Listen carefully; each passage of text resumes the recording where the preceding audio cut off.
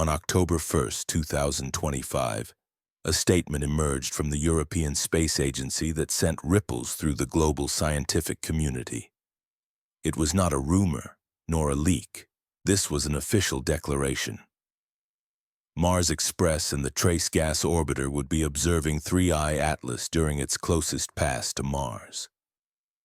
The announcement carried the weight of authority, leaving no room for speculation. Simultaneously, other major players aligned themselves for the event. NASA's Mars Reconnaissance Orbiter, the United Arab Emirates Hope Probe, and China's Tianwen-Odin were all precisely positioned, their sensors trained on the same distant target. 5 spacecraft representing billions of dollars invested in hardware, each with its own sophisticated instruments, all synchronized for what could have been humanity's most detailed look yet at an interstellar visitor from beyond our solar system.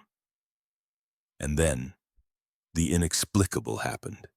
Instead of the anticipated barrage of images, data, and scientific analyses, a profound silence took hold. No pictures were transmitted, no press releases issued, no data drops shared with the public.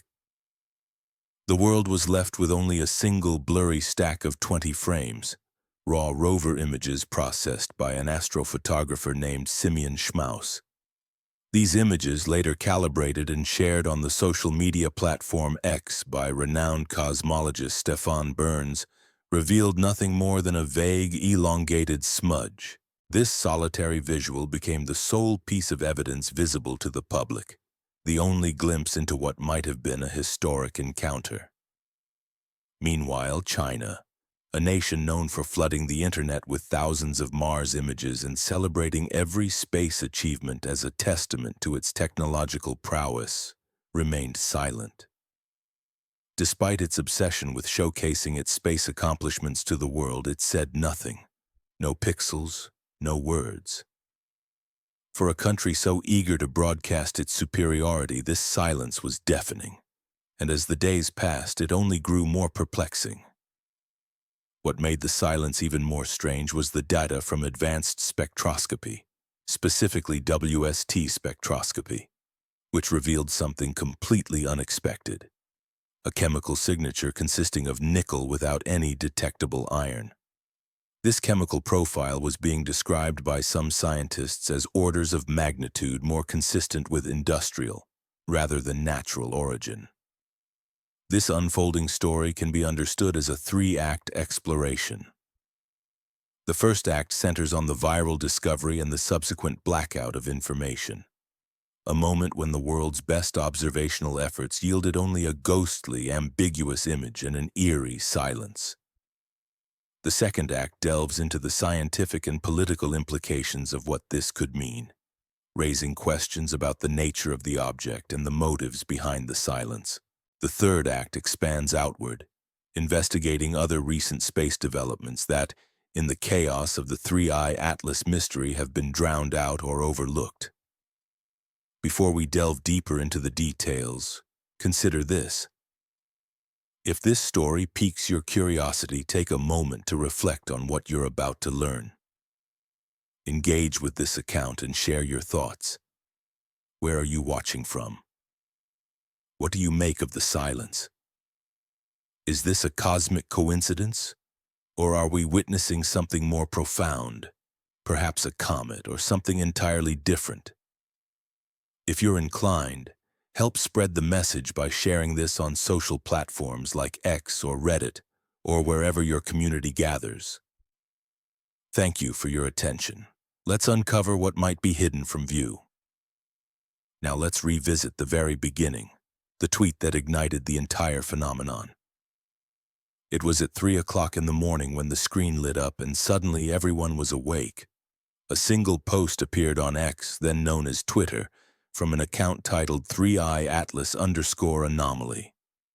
The words were simple, almost casual.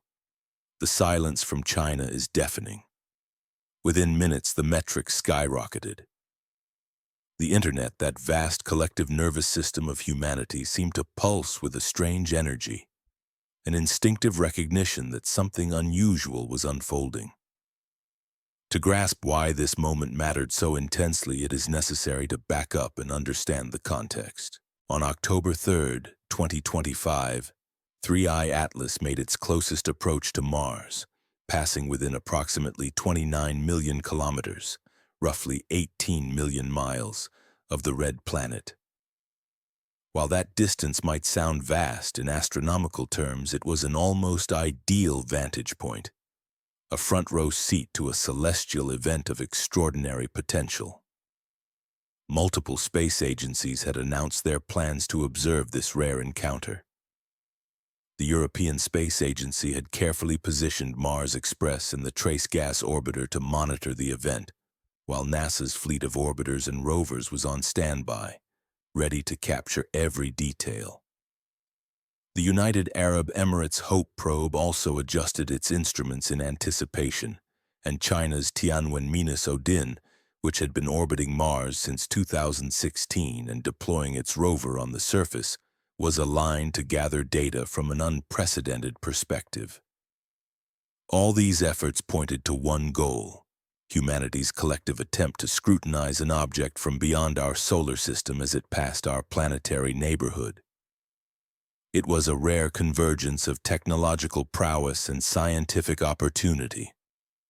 The United Arab Emirates Hope Orbiter meticulously calibrated its instruments, aligning itself for what was anticipated to be a historic moment. Meanwhile, China's Tianwen-1 mission, which had been diligently capturing images of the Martian surface over the years, found itself in the perfect position to obtain unprecedented visuals of an interstellar object passing from another star system. The atmosphere was electric with expectation.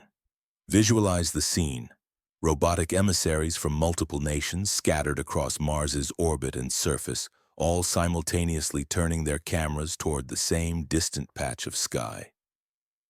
From this vantage point, more than 33 million miles away from Earth, the collective effort was to triangulate, measure, and analyze this visitor, comparing data from different instruments and angles. The potential for groundbreaking scientific insights was immense. The data that could emerge from such an international multi-platform surveillance would be extraordinary, promising to shed light on something entirely new. Yet the reality defied expectations. Instead of the crisp, high-resolution images typical of orbital captures or the flood of press releases, scientific papers, and data shared on open platforms, the world was met with an unexpected and perplexing silence. What arrived was not a detailed visual dossier, but rather a single controversial artifact, a blurry, elongated smudge extracted from the raw image files taken by NASA's Perseverance rover. Citizen scientists, working independently, processed and amplified this faint trace, pushing it into the limelight through social media platforms, igniting debates across every corner of the internet where curiosity about what might be watching us from the darkness of space persists. That one tweet, simple in its language yet devastating in its implications, perfectly encapsulated the paradox at the heart of this silence. For a nation obsessed with projecting technological might, one that regularly releases thousands of images showcasing its space achievements, and for a superpower that uses Mars exploration as a stage for demonstrating its dominance, this collective quietness was not merely unusual, it was deafening. Every major space agency, every camera, every instrument that should have been observing this extraordinary event appeared to have collectively opted for silence. The moment, a celestial event of unprecedented significance, was seemingly deemed not worth sharing, not worth revealing to the global public. In normal circumstances, when space agencies capture something intriguing, the process is well established and almost routine in its predictability. Raw images are downloaded from spacecraft, often within hours or days of observation. These images appear on public servers, sometimes still marked by calibration artifacts, hot pixels, or cosmic ray strikes, features that are part and parcel of space imaging. Scientists begin preliminary analyses almost immediately, working while the data is still warm, drafting initial interpretations and sharing early findings. Public information machinery kicks into gear. Press officers prepare statements. Research teams assemble scientific papers, and the iterative cycle of transparent science moves forward. Delays are common and understandable. Bandwidth limitations, instrument anomalies, calibration backlog, data transmission issues, all can push timelines from days into weeks. However, the pattern observed here, an absolute absence of data and images from multiple agencies, multiple spacecraft, and multiple nations, does not fit any routine explanation. The Internet, which thrives on information exchange, quickly fills the void with speculation, theories, and claims. When there is a vacuum, human curiosity and pattern-seeking instincts tend to fill it rapidly, often with unverified or speculative content. The silence in this case, therefore, is not merely a pause, it is a conspicuous gap that demands explanation. The digital realm, which normally acts as an open forum for scientific exchange, abhors an information vacuum even more. And the current silence leaves an unsettling impression of something being deliberately withheld or suppressed. Two distinct narratives quickly emerged, bifurcating almost as soon as the situation unfolded. The first group, composed of seasoned professionals and dedicated enthusiasts alike, adopted a measured and cautious stance. They attributed the absence of clear data to standard operational procedures.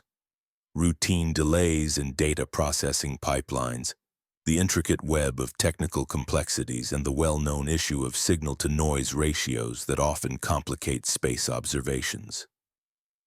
These individuals understand the inner workings of space missions intimately. They recognize that not every captured image immediately becomes public knowledge, that data often undergoes meticulous calibration and verification, which can take weeks or even months. Their perspective is rooted in experience, recalling past instances where anticipated results either appeared after prolonged delays or, in some cases, never materialized at all.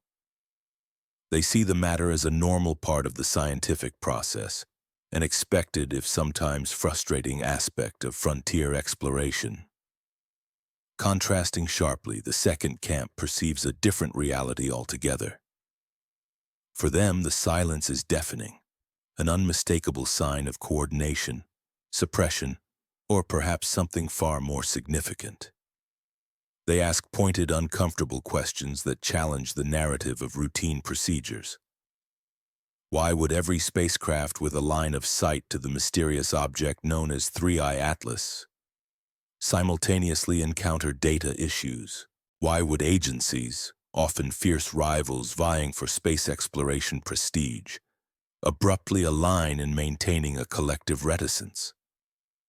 The unspoken yet unavoidable question hovering over all these queries is this: if 3IATLAS truly were just an ordinary comet, a typical icy debris from another star, obeying familiar physics and chemistry, then why would any government choose silence over celebration?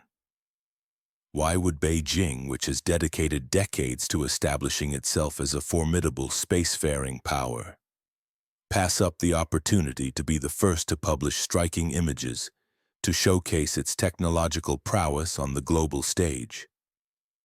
The answer, or rather the implication, is chilling. The silence is deafening not merely because it conceals information, but because it hints at the possibility that something extraordinary is at stake. What it suggests about those who opt for silence is even more unsettling. Perhaps they recognize that what they're observing surpasses the boundaries of natural phenomena, demanding concealment rather than celebration. Moving to the next phase of this unfolding enigma, we arrive at the so-called cylinder in the Martian sky. At first glance, the image appears unremarkable, a grainy, mundane frame captured by a rover gazing upward into the alien atmosphere. But then, someone enhances the contrast, sharpens the details, and suddenly the scene shifts. An elongated, faintly glowing shape stretches across the Martian sky like a luminous scratch on an aged film reel.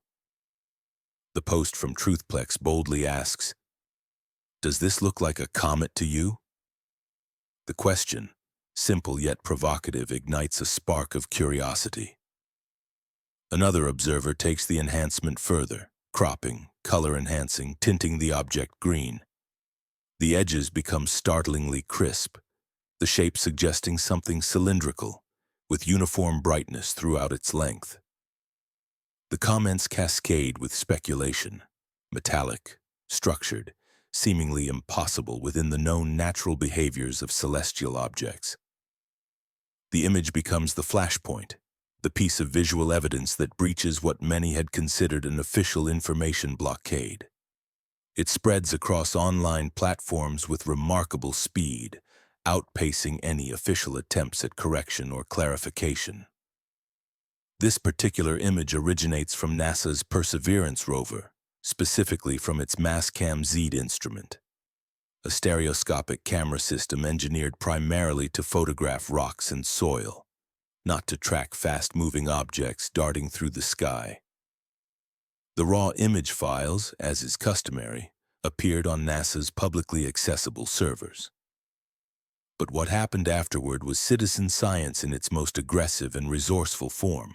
A German data analyst named Simeon Schmaus downloaded multiple frames, carefully aligned them to account for the rover's slight movements, stacked the images to reduce noise, and enhanced the contrast to tease out faint signals buried within the background. The culmination of this effort was the elongated glow, an image that now dominates discussions surrounding 3IATLAS, transforming the question from a scientific curiosity into a viral phenomenon. Astrophysicist Avi Loeb, the esteemed director of Harvard's Galileo project and arguably one of the most prominent advocates for rigorous scientific inquiry into potential interstellar artifacts, referenced a particular stacked image in a detailed blog post on Medium. In his analysis, he described the image simply as a smudge, openly acknowledging its existence within the available data. But this raises a compelling question. What exactly are we truly observing here? The most mundane explanation, which is both straightforward and almost disappointingly familiar, revolves around the nature of how cameras capture moving objects. When a camera records a luminous point source that shifts position across multiple frames, especially when these frames are later aligned and combined, the motion itself inevitably produces elongation or streaking. To illustrate, imagine photographing a distant airplane at night with a long exposure. The aircraft's lights streak across the image, creating a glowing rod rather than a singular point. This phenomenon is well understood in astrophotography and image processing. The imaging system used in this context, the one on Perseverance's Mastcam-Z stereoscopic camera, is not designed for tracking fast-moving celestial objects. Its exposure settings, frame rate, and alignment algorithms are primarily optimized for geological features on Mars's surface, not for capturing distant, swiftly moving interstellar visitors. Consequently, any object that crosses its field of view at high velocity will appear smeared or elongated, not as a sharp point, but as a stretched shape. Adding to this, the post-processing techniques applied after data capture, such as stacking multiple frames, can inadvertently introduce artifacts. Contrast enhancement, a common step to make faint features more discernible, often amplifies noise. Hot pixels, those individual detector elements that malfunction and report false brightness, can manifest as spurious signals. When these are stretched, filtered, or contrasted, they can resemble structures that aren't actually there, creating illusions of forms and features that are purely artifacts of the processing. Furthermore, the use of false color maps, like the green tint observed in some versions of the image, is almost certainly a product of artificial coloring applied to highlight faint signals. These maps do not represent the true colors of the object, but serve as visual aids to enhance contrast and visibility. Anyone familiar with astronomical imaging knows that what appears after such processing may bear only a superficial resemblance to what the instrument actually recorded, and can often be misinterpreted as genuine structure. Despite these well-understood explanations, the image persists in public discourse. The interpretation of a cylindrical shape or other ordered form continues to circulate, fueled by the human mind's innate pattern-seeking tendencies. This is especially true because the grainy, contested, and potentially artifact-laden smudge, the only visual evidence the public has from the Mars observation window, remains unchallenged by clearer, more definitive images. Not because such images do not exist, but because they have not yet been released. In fact, the orbital spacecraft equipped with higher-resolution cameras, such as NASA's Mars Reconnaissance Orbiter with its high-resolution imaging science experiment, HiRISE, capable of resolving surface features less than a meter across, should have provided definitive data by now. Similarly, other orbiters like Mars Express and the European Trace Gas Orbiter, designed for precise atmospheric and surface mapping, possess instruments that could have captured unambiguous images of the object during its closest approach. All of these platforms, if properly tasked, could have quickly settled the matter. They could have triangulated, measured, and analyzed the object's structure, motion, and spectrum, effectively providing clear scientific answers. Instead, the only evidence publicly available remains a grainy, processed smudge from rover data, which, due to the combination of technical limitations and post-processing artifacts, can be interpreted in many ways. This situation highlights the powerful influence of human perception. Our brains are pattern-seeking engines evolved over millions of years to detect faces in clouds, faces in rock formations, and symmetry in abstract forms. When confronted with ambiguous, grainy images, such as this smudge, our minds tend to see intentionality, symmetry, and structure even when none exists. The contrast with the high-fidelity, properly calibrated images released earlier in July by the Hubble Space Telescope is stark. That image displayed a quintessential comet with a bright nucleus surrounded by a diffuse asymmetric coma, a natural outcome of icy sublimation in sunlight. The Perseverance smudge, by contrast, lacks such natural features, which fuel speculation and interpretative biases. In essence, the core issue is not just the nature of the object, but also the quality and transparency of the data. The orbital spacecraft, with their advanced imaging systems, should have produced conclusive evidence. Their silence, no release of high-resolution images or spectroscopic data, keeps the question open and feeds the narrative of mystery.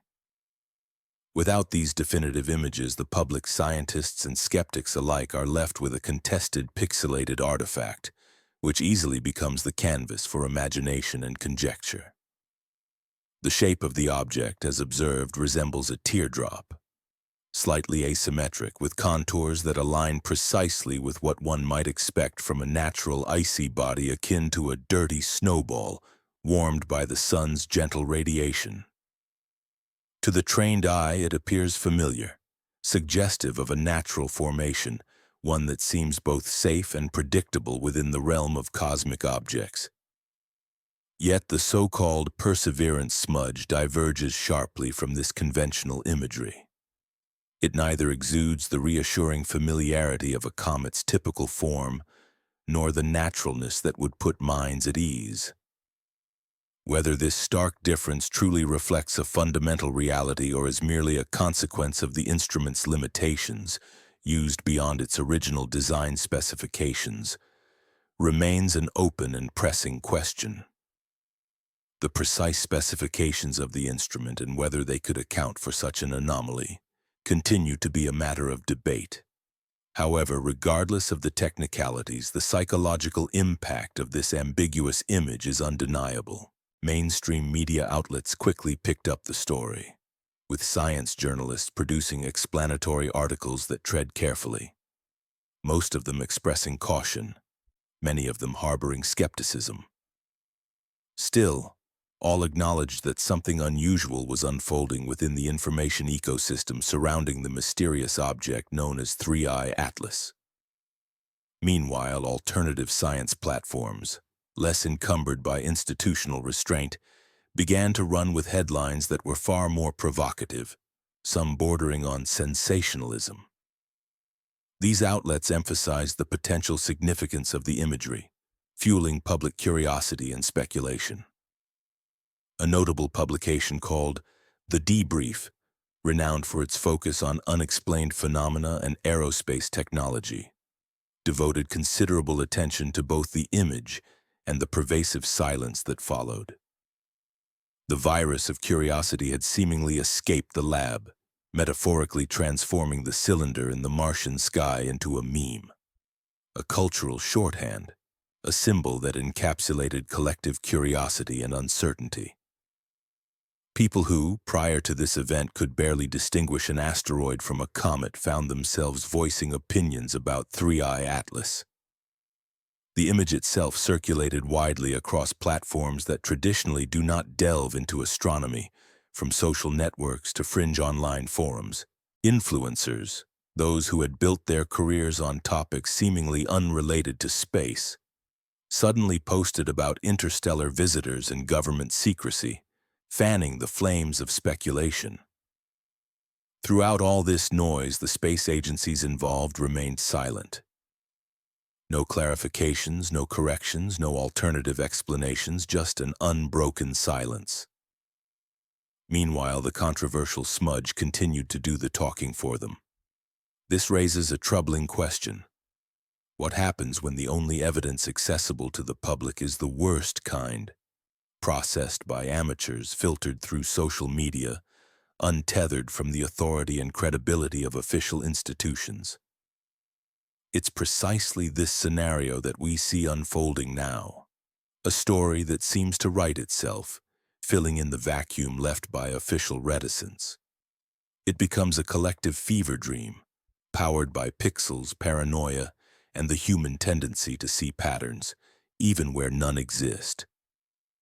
The cylinder itself might well be an illusion, a mere trick of light and software, an artifact born from noise and overinterpretation, serving as a cautionary tale about the dangers of reading too much into noisy data. Yet the silence that surrounds it is undeniably real. More than any image, that silence is what keeps countless observers awake at night, scrolling through contrast-enhanced crops, asking the same question repeatedly. Does this look like a comet to you? Part 3. 4 Eyes, 1 Smudge. On October the 3rd, 2025, 5 distinct space platforms orbited Mars simultaneously, each equipped with instruments worth hundreds of millions of dollars, strategically positioned to observe an interstellar visitor from perspectives humanity had never before achieved. NASA's Mars Reconnaissance Orbiter, launched in 2006, circles the red planet every 2 hours, carrying the high-resolution, high-rise camera capable of resolving objects as small as a dinner table from orbit. The European Space Agency operates 2 spacecraft, Mars Express, orbiting since 2003, equipped with a stereo camera and spectrometers, and the Trace Gas Orbiter, which arrived in 2016, designed to analyze atmospheric composition and capture surface features in exquisite detail. Each of these 5 platforms was tasked with the goal of observing the same celestial anomaly from different vantage points, providing a comprehensive and unprecedented perspective on what might be an interstellar visitor passing through our planetary neighborhood. The coordinated effort was a testament to humanity's best scientific collaboration, an attempt to triangulate, measure, and understand whatever object was crossing our path from beyond the bounds of our solar system. The United Arab Emirates Hope Orbiter, marking a historic milestone as the first interplanetary mission led by an Arab country, successfully reached Mars in 2021. Equipped with sophisticated cameras and spectrometers meticulously designed to analyze the planet's atmosphere and weather systems, It set out to uncover the mysteries of the red planet's climate and atmospheric composition. Similarly, China's Tianwen-Odin mission, which also entered orbit around Mars in 2021, deployed a rover shortly thereafter, equipped with an array of orbital and ground-based instruments capable of capturing high-resolution images and conducting detailed spectroscopy.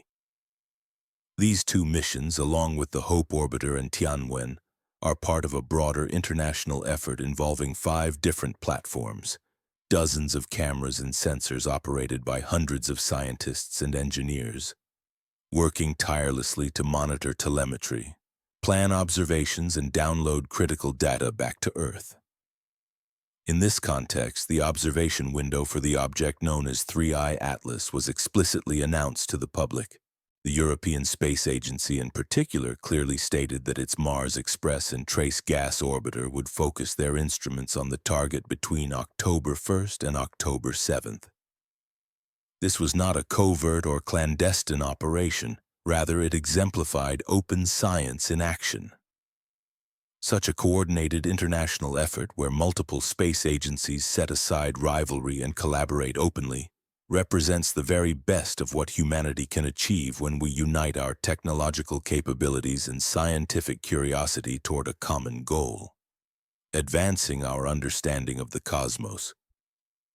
The closest approach of 3IATLAS to Mars occurred on October 3rd, when the object passed within approximately 29 million kilometers, a distance considered well within the observational range of even modest orbital instruments.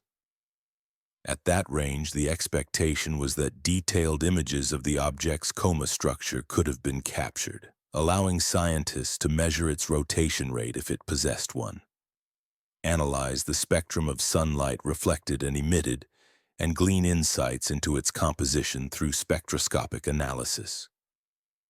The process for downloading data from Mars missions is well established. Most orbital spacecraft have multiple communication windows with Earth each day, often prioritizing high-value observations for rapid downlink. Typically, raw images become publicly accessible within hours or a few days, long before detailed scientific analysis is completed. This transparency is not merely a matter of good public relations. It is a core policy embedded in the very fabric of space missions funded by taxpayers worldwide. Open data fosters trust, accelerates scientific discovery, and enables independent verification, principles that underpin the spirit of collaborative exploration. So, where are the images? As of this recording, no official close-approach photographs from any of the Mars orbiters have been released to the public. The only visual evidence circulating online consists of community-processed frames from the Perseverance rover, specifically the controversial stacked images that have sparked widespread debate, commonly referred to as the cylinder debate. The orbital platforms, which should have provided definitive high-resolution data confirming or denying the nature of 3IATLAS, have remained silent. Their silence is conspicuous and raises critical questions. To approach this situation with fairness and thoroughness, it is essential to consider plausible mundane explanations before jumping to conclusions rooted in conspiracy theories. Spacecraft operations are inherently complex. Pointing a camera accurately at a fast-moving object requires precise attitude control and timing. 3IATLAS was not stationary. It streaked through the field of view at several kilometers per second relative to Mars, making the task of capturing clear images challenging. Perhaps the pointing algorithms, which are calibrated for stationary or slow-moving targets, failed to lock onto the object effectively. Maybe observations were attempted, but the object appeared too faint or too smeared, its brightness too low or its motion too rapid, to produce usable data. Another possibility is that scattered sunlight from Mars itself contaminated the images, overwhelming any faint signals and rendering the data scientifically worthless. Transmission issues could also be at play. Data might have been corrupted during the download process, garbled by cosmic rays, equipment glitches, or other unforeseen technical problems. These kinds of setbacks, instrument failures, calibration errors, or transmission glitches, are not uncommon in space operations, which are notoriously difficult and fraught with challenges. In light of these considerations, the absence of official imagery might be explainable through routine technical difficulties rather than anything more sinister. Yet, given the significance of the event, the silence remains an open question and a catalyst for speculation. The fine line separating success from failure in space exploration is often razor-thin, and even the most meticulously planned missions are not immune to setbacks. Sometimes a string of unfortunate events, bad luck, unforeseen technical glitches, can conspire to prevent a spacecraft from capturing usable imagery. While such failures are statistically unlikely, they are not beyond the realm of possibility. The universe often reminds us of its unpredictability. Beyond these odds lies the intricate world of calibration and quality assurance, a crucial but painstaking process that turns raw data into scientific truth. Raw images in their unprocessed state are riddled with imperfections, hot pixels, geometric distortions, inconsistent exposure levels that must be masked, corrected, and normalized. This meticulous work demands time, expertise, and careful oversight by skilled personnel. Perhaps then the images do exist. They are stored securely on servers, tucked away in processing queues awaiting validation by overburdened data analysts before any public release. Or maybe bureaucratic or political review procedures are slowing the dissemination. Not because the images reveal anything extraordinary, but simply because large organizations with their layered approval chains tend to move slowly. These explanations are entirely plausible. They are the mundane, often frustrating realities that characterize much of space exploration. No conspiracy, no hidden agendas, just the relentless grind of institutions juggling borders, time zones, and competing priorities. Yet despite these rationalizations, a paradox persists. Billions of dollars invested in hardware, years of planning and coordination, clear public announcements of observation goals, all culminating in the silence of a blurry smudge from a rover's camera, a camera never designed for this purpose. The disparity in information is staggering. Somewhere, on hard drives and data repositories scattered across the United States, Europe, the UAE, and China, the real images almost certainly exist. They have been captured, downloaded, and stored. Scientists and mission planners have seen them, analyzed them, reviewed them. But the public, the taxpayers who funded these missions, the civilization whose curiosity propelled these robotic explorers across the void, remains in the dark. That blurry scene circulating globally as a meme or a symbol of institutional failure or secrecy has taken on a life of its own, shaped by perception and interpretation. Social media metrics tell the story vividly. Processed images from Perseverance have generated millions of impressions, thousands of shares, countless threads debating their meaning. Meanwhile, official space agencies, those usually prolific and eager to showcase Mars imagery, have been conspicuously silent during the critical observation window. No teasers, no updates, no stay tuned, just an eerie silence where communication and transparency should be. This raises an unsettling question. Is it normal for a multi-agency observational campaign to vanish into a data pipeline, leaving no public acknowledgement for weeks or even months? The answer varies depending on whom you ask. Veterans of past missions typically say that delays are common, that patience is an essential part of the scientific process, that good science takes time. However, even they acknowledge that this coordinated silence among agencies, normally fierce competitors for headlines, is highly unusual. The optics are damaging. The vacuum of information fuels speculation. And once that speculation takes root in the fertile soil of the internet, it tends to grow faster than corrections or clarifications can keep pace, spreading rumors and theories that often outstrip the actual facts. We are left with a stark and unsettling reality. The most costly and sophisticated surveillance network ever assembled around another planet, designed explicitly to monitor potential interstellar visitors, has produced a record that is startlingly sparse. The only publicly available evidence is a single, highly contested image, painstakingly processed by an independent citizen scientist from raw rover data. Meanwhile, the agencies that had publicly committed to observing and documenting this moment have chosen silence. Whether this silence results from mundane bureaucratic delays, procedural inertia, or something more calculated remains unknown. What persists, however, is the lingering question, unanswered and growing more urgent with each passing day. What exactly did those 4 observational eyes see during that critical encounter? And why are we only presented with a solitary, blurry smudge instead of 100 sharp, detailed images that could clarify the mystery? This brings us to a particularly striking aspect of this silence, what we might call Part 4, China's deafening blackout.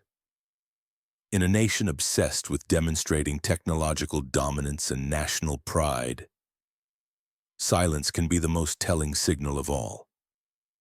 The China National Space Administration, known for its swagger and confidence, does not shy away from publicity. It is a master of spectacle and storytelling. Since the Tianwen-1 spacecraft entered Martian orbit in February of 2021, China's Mars mission has been a showcase of technological prowess, a carefully choreographed display intended to assert China's arrival as a true spacefaring power on the global stage. The pattern of data releases from China's Mars program follows a well-established rhythm. It begins with batches of high-resolution images that highlight the capabilities of the orbiter. Panoramas of rust-colored dunes, detailed close-ups of rocks that could have formed in ancient water, and orbital maps revealing the distribution of polar ice deposits.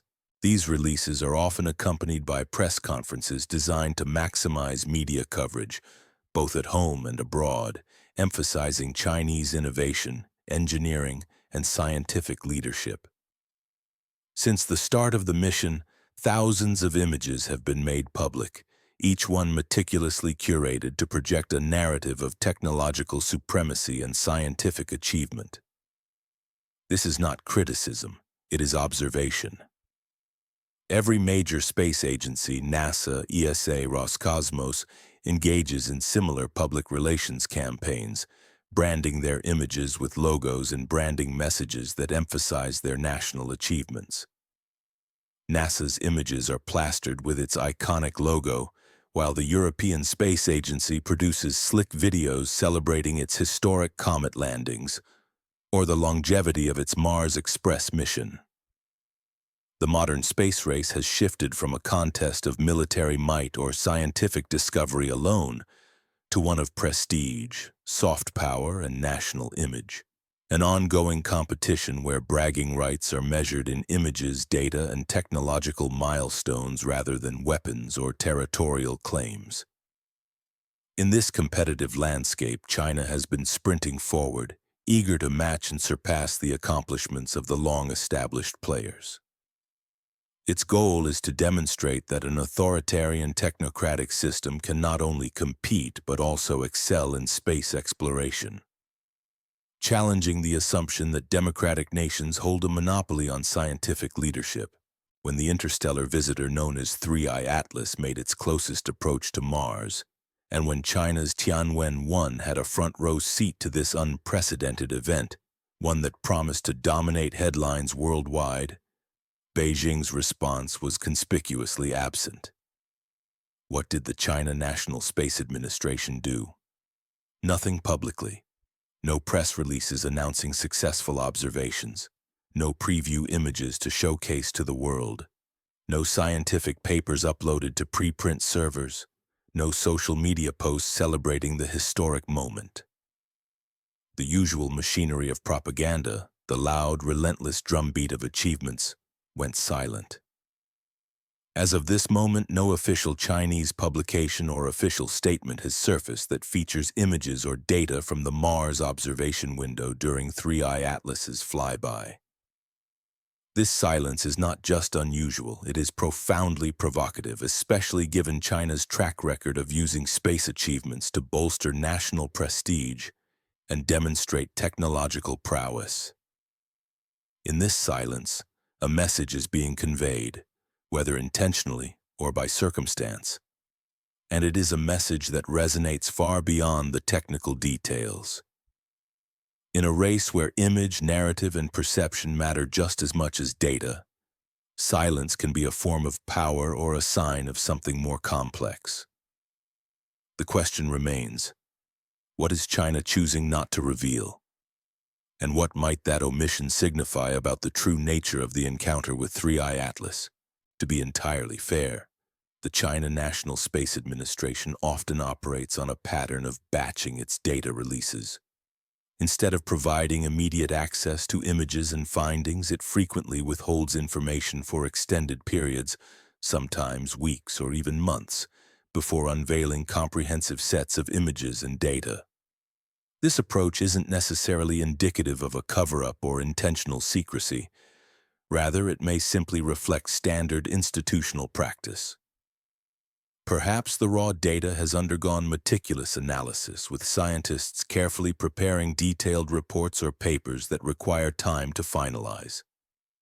Alternatively, the timing of these releases might be deliberately coordinated to align with domestic political priorities, upcoming international conferences, or strategic messaging goals.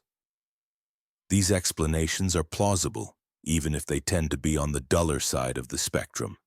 They lack the thrill of conspiracy but are rooted in bureaucratic routine. However, when we consider the broader context, the picture becomes quite striking. The European Space Agency publicly announced its observation plans for Mars Express and the Trace Gas Orbiter, explicitly detailing the time frame during which they would observe the region in question. NASA's Mars program is similarly transparent about its targeted windows, sharing planned observation periods and expected data collection timelines. Both agencies typically release at least preliminary data within a short span, perhaps days or a few weeks, recognizing that full scientific analysis may take longer, but that initial insights should be accessible promptly. This collective pattern of openness stands in stark contrast to the silence from China. The fact that every major spacefaring entity appears to have collectively decided not to share images or findings related to this specific event is what raises eyebrows and fuels speculation. The symmetry of silence, multiple agencies, multiple nations, all withholding official images, suggests a coordinated or at least a highly unusual decision. In the realm of geopolitics, such a conspicuous absence of information from countries eager to showcase their technological prowess is almost inexplicable. It's a missed opportunity to shape the narrative, to demonstrate leadership, and to claim a first in capturing groundbreaking data. Instead, the silence leaves a vacuum that invites doubt and conjecture. China's space program in particular has long been driven not solely by the pursuit of scientific knowledge, but also by a desire to project national strength and technological capability. Every successful Mars mission, whether it's landing, roving, or orbiting, serves as a showcase, a demonstration that China can match and perhaps surpass the accomplishments of other space powers. These missions are inherently expensive endeavors, fraught with technical risks and political stakes. The return on investment isn't merely about gaining scientific insights, it's about bolstering national prestige on the global stage. The narrative of China's space battles was significantly shaped by setbacks and triumphs. When India's Mars orbiter mission succeeded in Dve Tisachiternitsit, beating China to the punch, Chinese media responses reflected a sense of loss, a blow to national pride.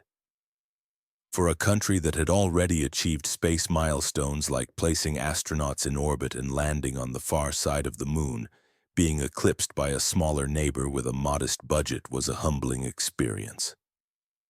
Tianwen-1, China's comprehensive Mars mission with an orbiter, a lander, and a rover, all succeeding on their first attempt, was, in part, a calculated response to that perceived humiliation.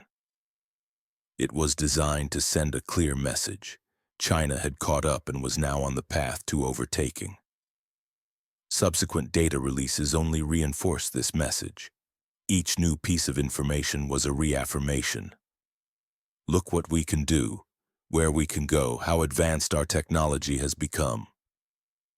It became a narrative of progress and potential, a statement of technological and geopolitical ascendancy.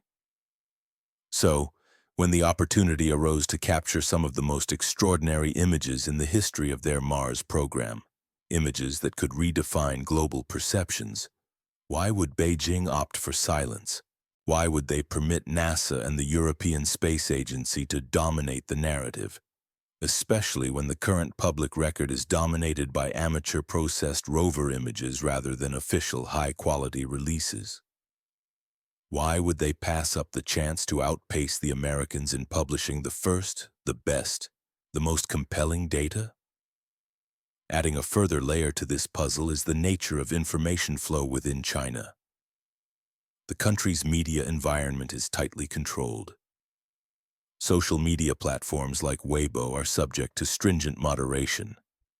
Posts that touch on sensitive topics, anything that might be perceived as revealing weakness, controversy, or political fragility, are swiftly suppressed. Trending hashtags disappear, accounts are censored, and narratives are carefully curated to align with official messages.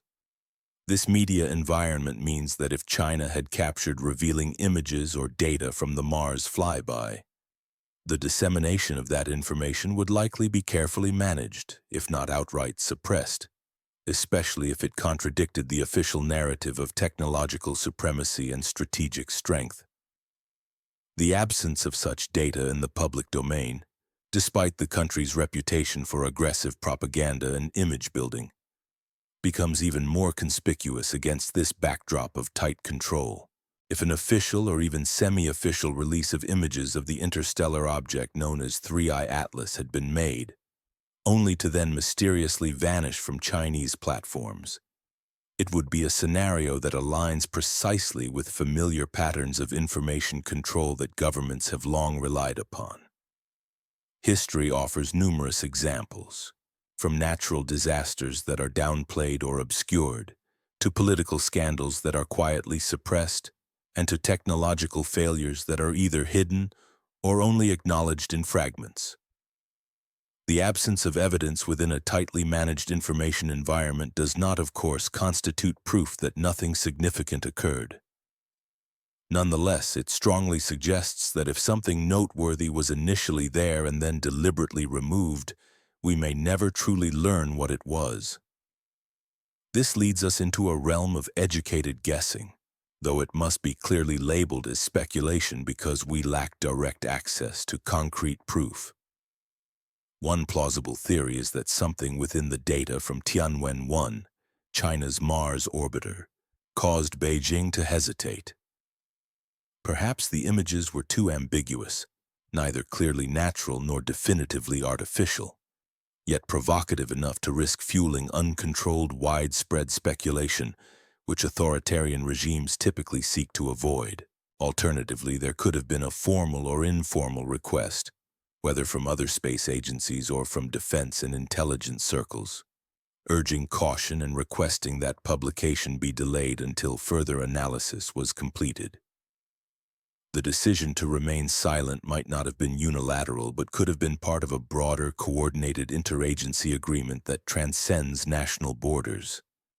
An acknowledgement that some discoveries are simply too impactful or sensitive to be disclosed by a single nation alone.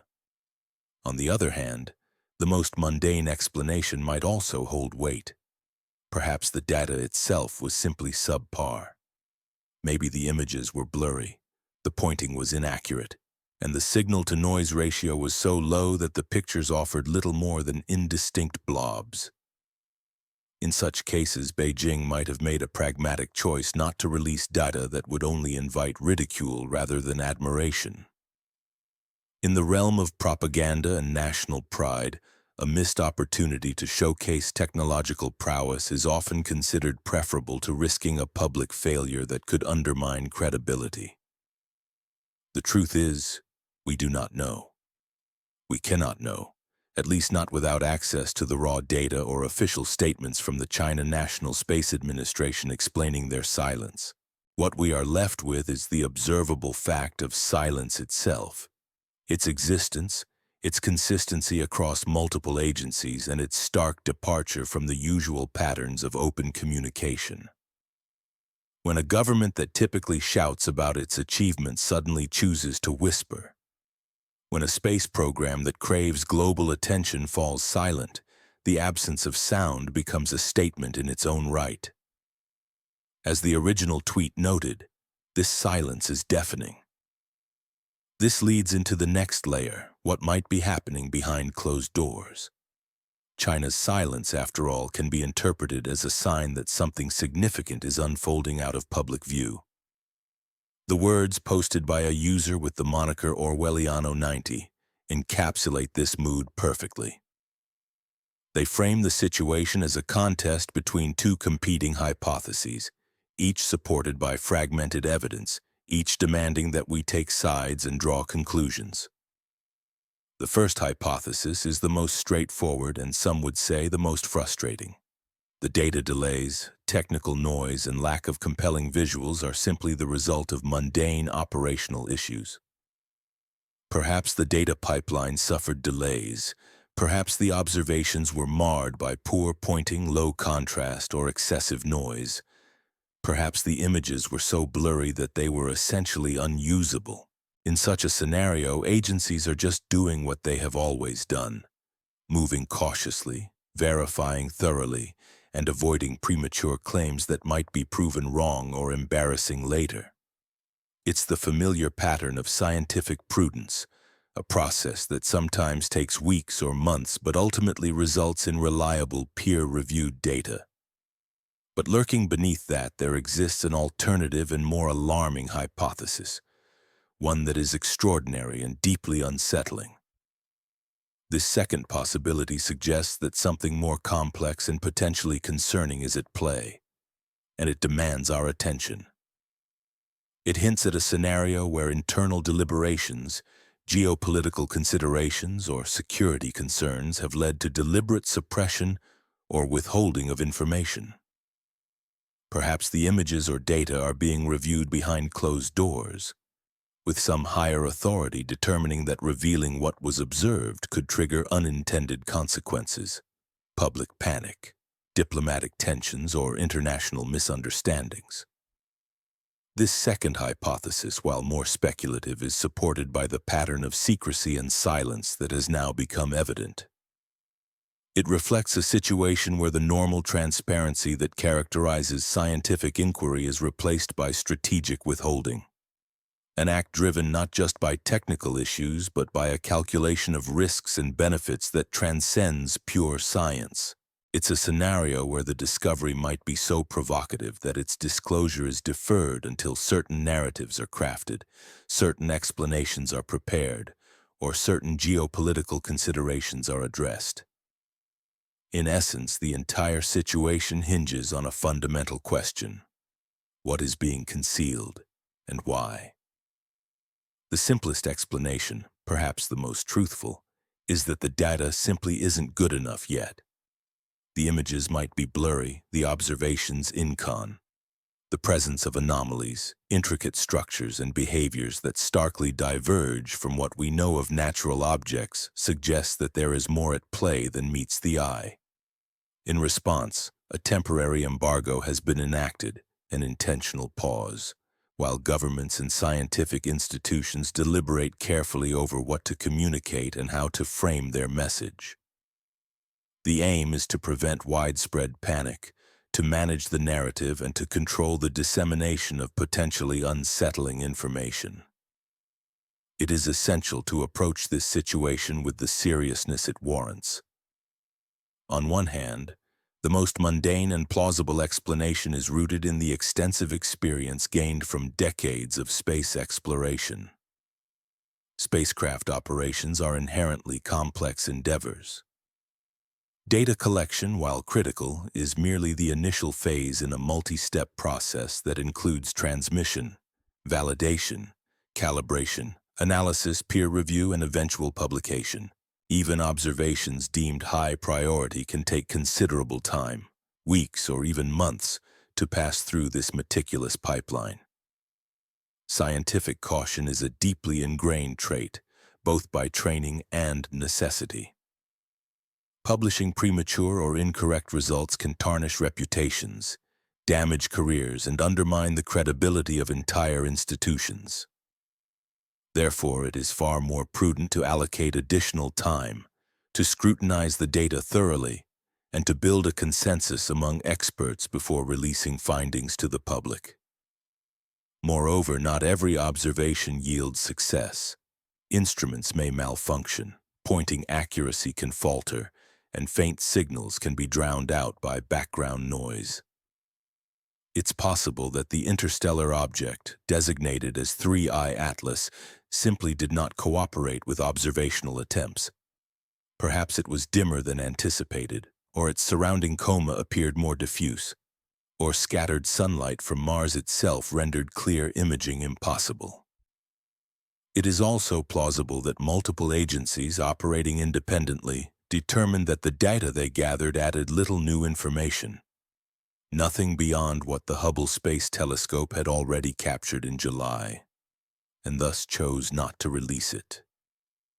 These are unglamorous, often overlooked explanations, yet they remain entirely within the realm of plausibility given the technical and operational realities of space observation. Contrasting sharply with this skepticism, the extraordinary explanation demands a different level of belief, one that involves coordinated efforts across geopolitical rivals, spanning multiple countries and their respective space agencies. It suggests that an information embargo has been imposed at a level above the scientific community itself, decisions made in secured rooms, involving defense and intelligence officials weighing national security concerns.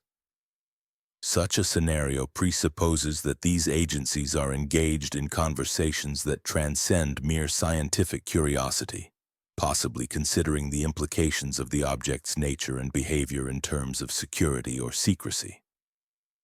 How would such an embargo truly function? While space agencies are nominally civilian organizations, they operate under the auspices of government authority and rely heavily on state funding. If a clandestine request came from a powerful intelligence agency or a military entity, demanding that data be withheld until further analysis, compliance could be framed as voluntary cooperation rather than outright censorship. Scientists involved would not be gagged. They would simply be asked to hold off on publication, to allow time for authorities to assess the situation, and to prevent alarming the public over what might be innocent phenomena. History provides some analogs, although none are perfect parallels. For instance, the Rosetta mission to Comet 67P Churyumov-Gerasimenko encountered unexpected features that took considerable time to understand fully. Some data releases were delayed while scientists debated interpretations, often due to the complexity or ambiguity of the findings. Similarly, government shutdowns, such as those seen in the United States, have temporarily paused NASA communications, creating short-term blackouts that are unrelated to the content of the data but driven by broader political or administrative factors. In essence, while the transparent and open dissemination of data remains the ideal in scientific inquiry, real-world constraints, be they technical, operational, or political, can necessitate delays. These delays, when grounded in routine operational procedures, are understandable and often prudent. Yet when they involve coordinated silences across multiple agencies and nations, Especially in the context of an object exhibiting potentially extraordinary features, suspicion naturally arises. The challenge lies in discerning whether such a pause is merely a product of standard bureaucratic caution, or whether it hints at something more clandestine, something that demands careful, nuanced consideration rather than immediate conclusion. The tradition of secrecy surrounding certain space technologies is a well-established and extensively documented aspect of modern geopolitics. Capabilities such as satellite imagery systems, advanced propulsion mechanisms, and communication protocols are often classified or restricted under stringent control measures, reflecting concerns over national security and military advantage.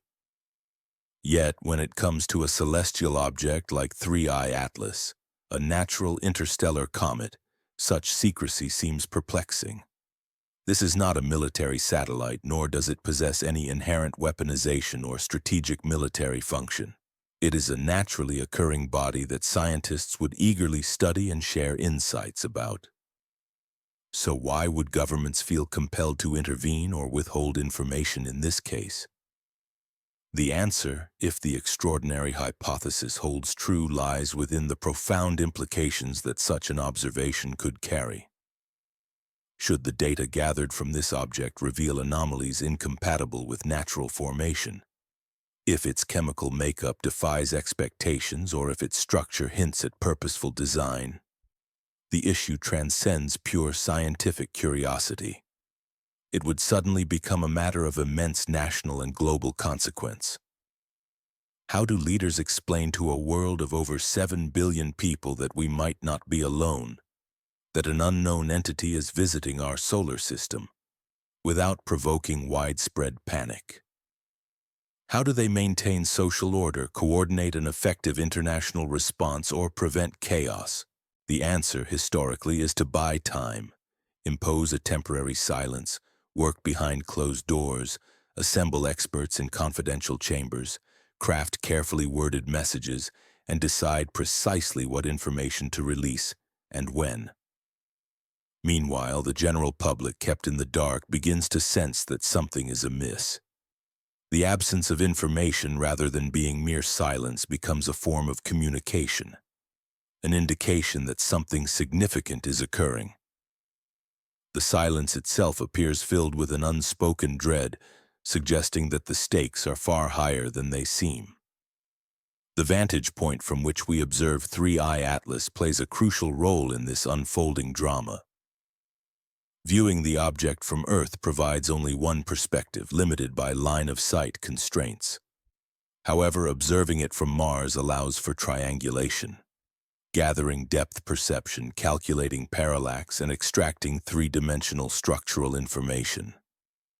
If the object displays geometry inconsistent with a natural tumbling ice fragment, a shape with bilateral symmetry, surface features that appear machined, or maneuvers that suggest active control, then the data from Mars would serve as the critical smoking gun. Such findings could shift the entire narrative from mere speculation to a definitive conclusion about the object's artificial origin. This leads us to the fundamental question lurking beneath every layer of this mystery. What would the data actually reveal? What would an artificial interstellar object look like through the lens of scientific measurement? Would it be an unmistakably technological artifact, bristling with antennas, solar panels, or other hallmarks of engineered machinery, resembling a spacecraft straight out of science fiction? Or could it be something far more subtle, optimized for interstellar travel in ways beyond our current understanding, its purpose and origin remaining ambiguous even to experts? Would we recognize it immediately for what it is, or would we fall into disagreements, split into camps of believers and skeptics, fighting over interpretations while the object continues its silent journey out of our reach, toward the distant edges of the solar system and ultimately into the unknown? The recent and forthcoming chemical analyses only deepen the mystery. Initial spectroscopic observations suggest an unusual composition, particularly an excess of carbon dioxide relative to water vapor, and intriguing hints of nickel without a corresponding amount of iron, both of which are atypical for known comets. These findings, if confirmed, could point toward an origin far different from what we expect of natural celestial bodies, fueling the speculation that something extraordinary, perhaps even artificial, might be involved.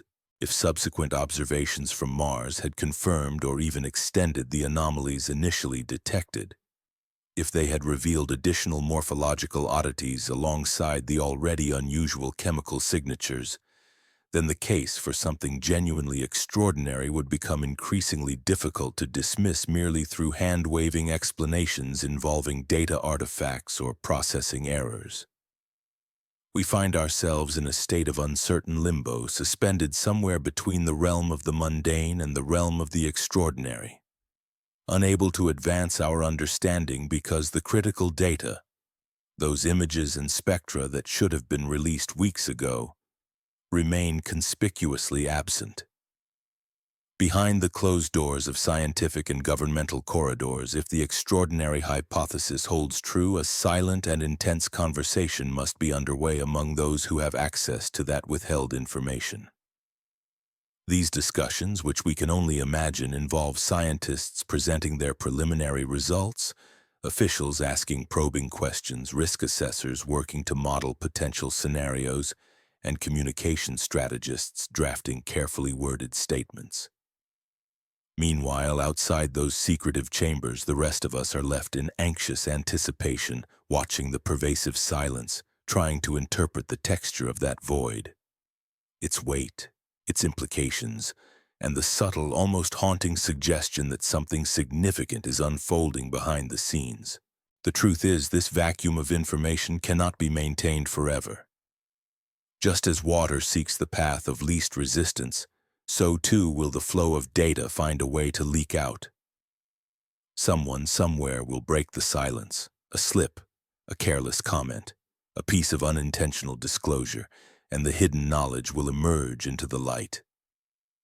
In our interconnected age, an era dominated by social media, citizen journalism, hackers, and whistleblowers, the control over such information is increasingly fragile. It is impossible to contain the flow of knowledge indefinitely. Eventually, we will learn what those sophisticated instruments, those multiple spacecraft pointed at the same interstellar visitor, truly observed when they tracked the object as it passed near Mars. The only question is how that knowledge will come to us, whether through official channels, carefully framed, contextualized, and sanitized, or through leaks, rumors, and fragmented disclosures that only serve to deepen the confusion and muddy the waters of understanding. Until that moment, all we have is silence, the ambiguous smudge on the images, and the growing, almost palpable certainty that something substantial and possibly momentous is occurring behind the closed doors we cannot access. This brings us to the critical point. The data that was supposed to be there, the observations that should have been uploaded and made available to the public, remains conspicuously absent, what we might call the data that never dropped. NASA's official archive, known as the Planetary Data System, is designed to be a sprawling digital repository where every spacecraft observation is stored, preserved, and made accessible for all. It is intended to be a permanent, publicly available resource, free of charge, accessible to anyone with an internet connection and the patience to navigate its labyrinthine structure. Similarly, the European Space Agency maintains its own comparable archive, known as the Planetary Science Archive. This parallel repository contains an extensive collection of images, spectra, telemetry data, and detailed observation logs from European missions to Mars, Venus, comets, and moons throughout the solar system. These archives are not merely optional add-ons or conveniences. They are fundamental requirements embedded in the funding agreements, policies, and operational mandates that govern responsible, transparent scientific research, public money, public data. The core principle is simple and uncompromising. The taxpayers and the global scientific community fund these missions, and in return, They are entitled to access every bit of the data collected, fully calibrated, thoroughly documented, and freely available. Given this framework, the question becomes startlingly clear.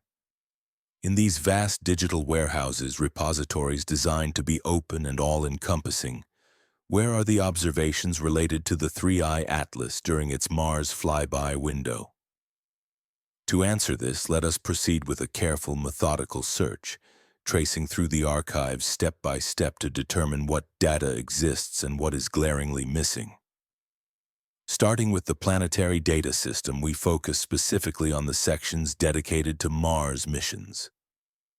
Navigating to the data releases from the Mars Reconnaissance Orbiter, we filter by the relevant dates, October 1st through October 7th, 2025, and search using specific terms such as 3IATLAS, interstellar object, or visitor.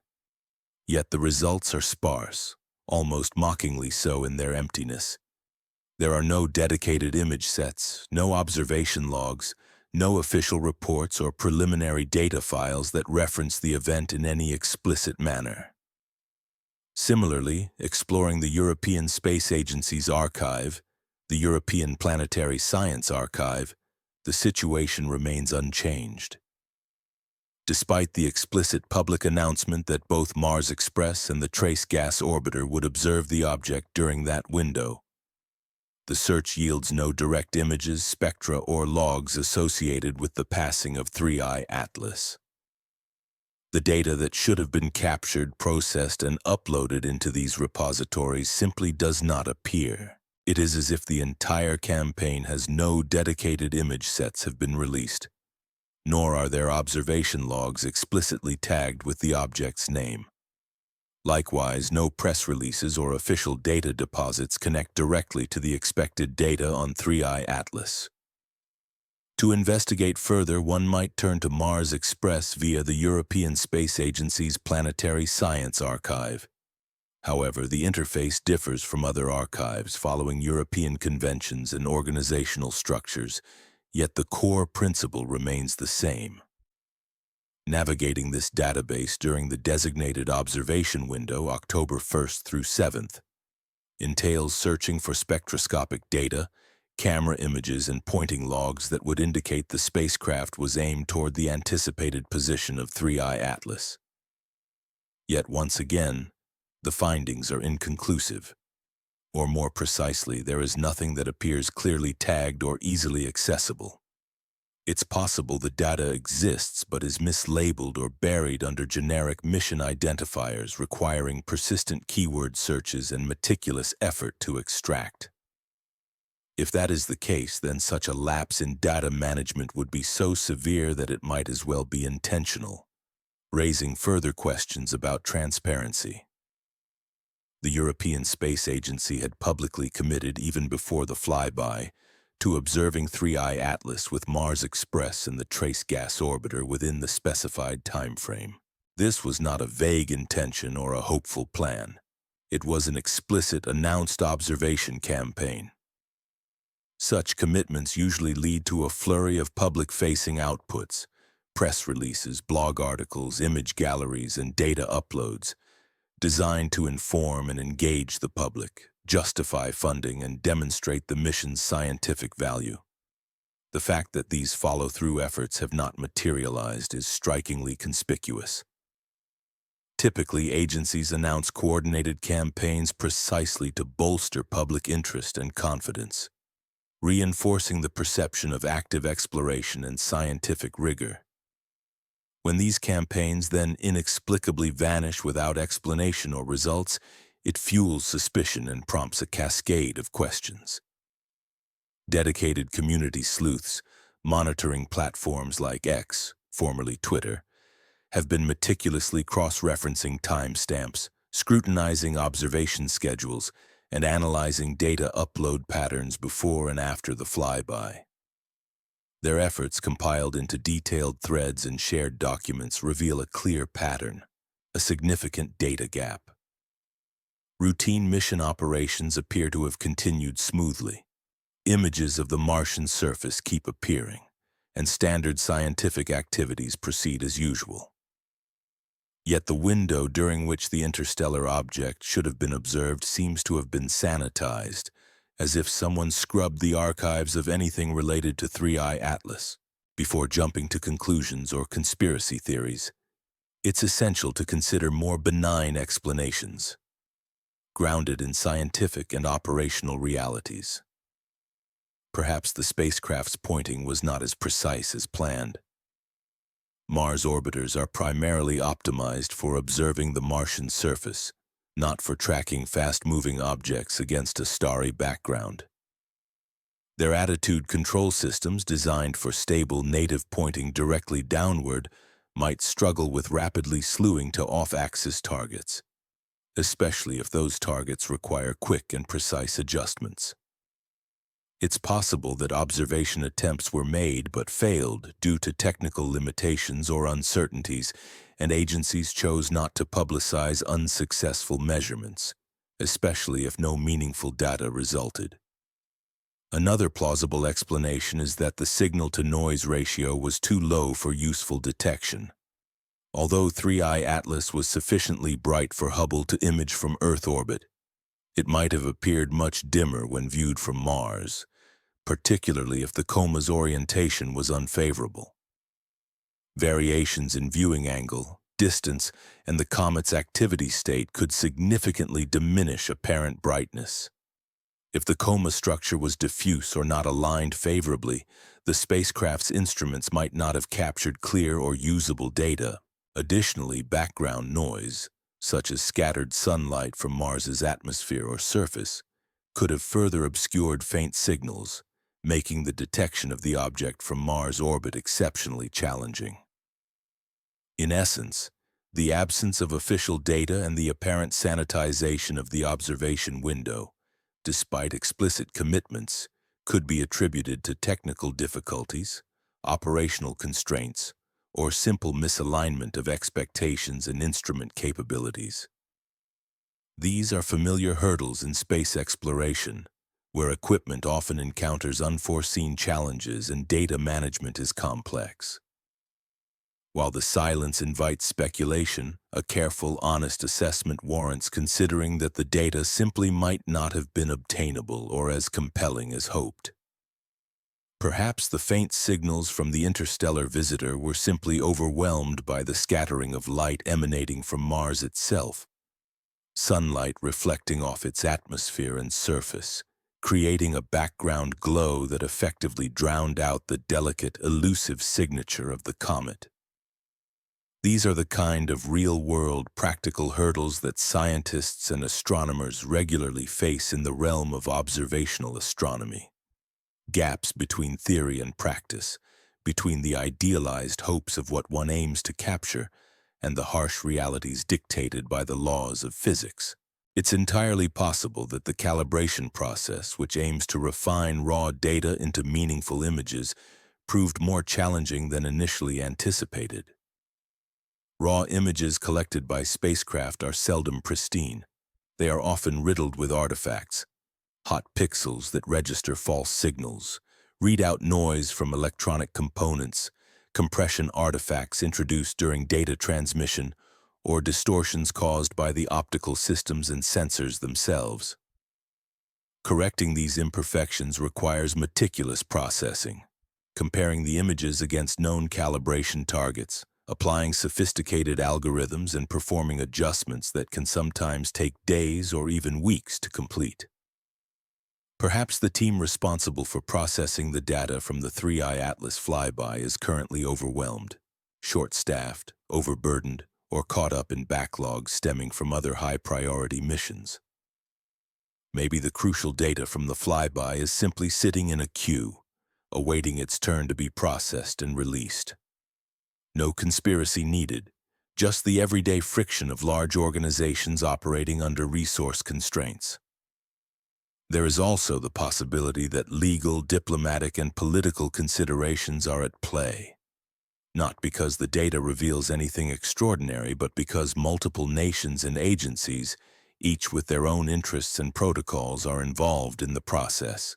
Coordinating the publication of data across international partnerships can be an administrative nightmare. fraught with petty but consequential questions. Who gets to publish first? Who claims credit? What language will the official press releases be issued in? Such seemingly minor details can cause delays stretching over weeks as lawyers and bureaucrats negotiate and navigate the maze of approvals. While science is inherently collaborative, an effort of shared discovery, scientists and their institutions often compete fiercely for recognition, funding, and scientific priority. These underlying tensions can influence the timing and manner in which data is shared. The more provocative or spicy explanations, those labeled clearly as speculative, come into play when considering deliberate information control. Perhaps an interagency request was made to temporarily withhold certain imagery, not because of any inherent secrecy about the data itself, but due to concerns over operational security. Intelligence communities might worry that detailed images tracking the swift movement of the object could inadvertently reveal classified satellite capabilities or sensor technologies. Alternatively, diplomatic channels might have stepped in, seeking to coordinate messaging around what was believed to be a discovery of profound significance, demanding a cautious, unified approach to avoid misinterpretation or panic. In the darkest of scenarios, purely speculative but worth considering, defense sensors and intelligence networks, which are far more sensitive and capable than civilian telescopes, might have detected anomalies that civilian instruments simply could not see. These advanced surveillance systems, operated by nations like the United States, Russia, and China, are designed to track everything from orbital debris to potential threats, and their existence and capabilities are often kept secret. If such sensors observed behavior inconsistent with a natural comet, course corrections, brightness fluctuations, or structural features suggesting active control, they might have advised a pause in the release of data until experts could thoroughly evaluate the implications. In essence, these extensive space surveillance networks, far more sophisticated than the public-facing telescopes, are capable of detecting even subtle anomalies in objects passing through the vicinity of Mars. If they observed signs that the object was not just a simple natural comet but something more complex or engineered, they could have prompted a temporary hold on public disclosure. This would be done not necessarily out of suspicion of extraterrestrial intelligence, but out of caution, ensuring that any potentially sensitive information, whether related to satellite capabilities or national security interests, remains classified until thoroughly understood. These hypotheses are, at best, speculative. They lack definitive proof and are not even remotely probable in the strictest scientific sense. Yet in the absence of any official explanation to fill the void created by the missing data, they serve to occupy the space that silence leaves behind. The human brain is inherently drawn to storytelling. It craves narratives to impose order and meaning where facts are scarce. When concrete information is withheld or unavailable, speculation tends to flourish unchecked, often growing more elaborate and even bordering on paranoia as time passes without clarification. It's important to note that earlier this year, NASA, along with the Hubble Space Telescope, did share some information about the mysterious object dubbed 3IATLAS. They published size estimates, orbital calculations, and spectral data, results that appeared in peer-reviewed scientific journals and official channels. These pieces of data provided a foundation of credible scientific engagement with the object, indicating that at least some analysis had been conducted and shared transparently. What remains conspicuously absent, however, is the imagery and detailed data from the critical window during the Mars flyby. This narrow period when multiple spacecraft, each with unparalleled vantage points, should have been capturing their most detailed and revealing observations. It's this selectivity in withholding access to the core visual evidence that makes the silence so provocative and fuel for speculation. While archives can be searched, logs can be scrutinized, and patterns can be analyzed, if the data was never uploaded or was deliberately buried under obscure identifiers, labels that do not reference 3IATLAS, then even the most diligent citizen scientist will find themselves empty-handed. The architecture of these data archives fundamentally assumes good faith. It depends on the premise that mission teams want their data to be accessible and useful to the public and scientific community. If this assumption is broken, if data is effectively hidden in plain sight through mislabeling, misdirection, or omission, then the public's right to access that information becomes a mere theoretical right rather than a practical reality. We are left in a state of disquieting asymmetry.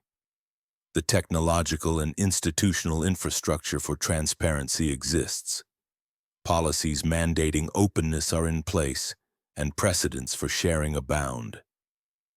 Yet the data from what was arguably the most anticipated observational campaign of the year, one involving billions of dollars in hardware and explicit public commitments, remains elusive from the places where it should be accessible.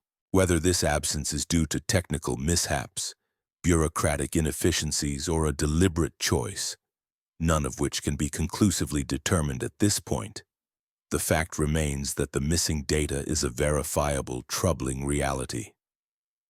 It is at the heart of the strange and unresolved narrative surrounding 3IATLAS. The data that was supposed to be released, the images that should have been available, has become the central mystery. Not because of what it shows, but because of what it does not. Its very invisibility has, paradoxically, amplified its power, giving it a significance far beyond any single image or piece of data. Now let us turn our attention once more to the most persistent visual enigma, the elongated glow that has come to symbolize this entire saga. We revisit the processed images from Perseverance, the stacked, contrast-enhanced frames where 3IATLAS appears as a streak of light streaking across the Martian sky.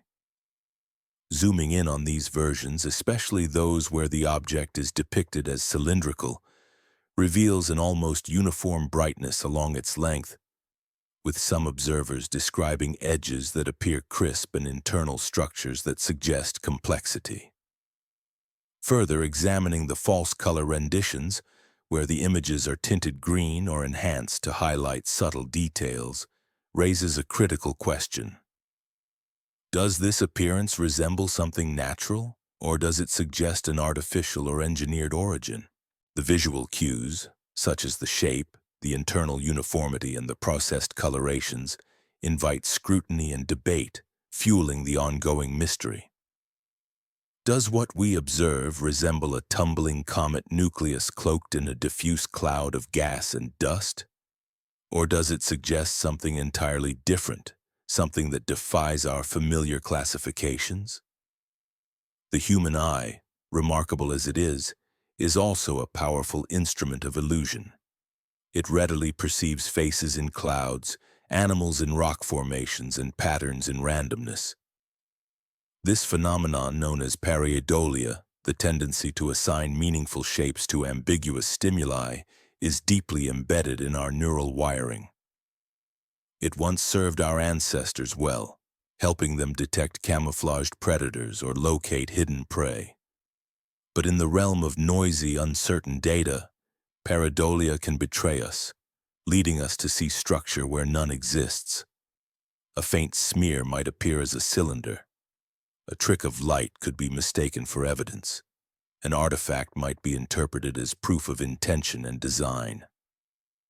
Given this, we must approach such images with rigorous skepticism, yet also with an openness essential to scientific inquiry.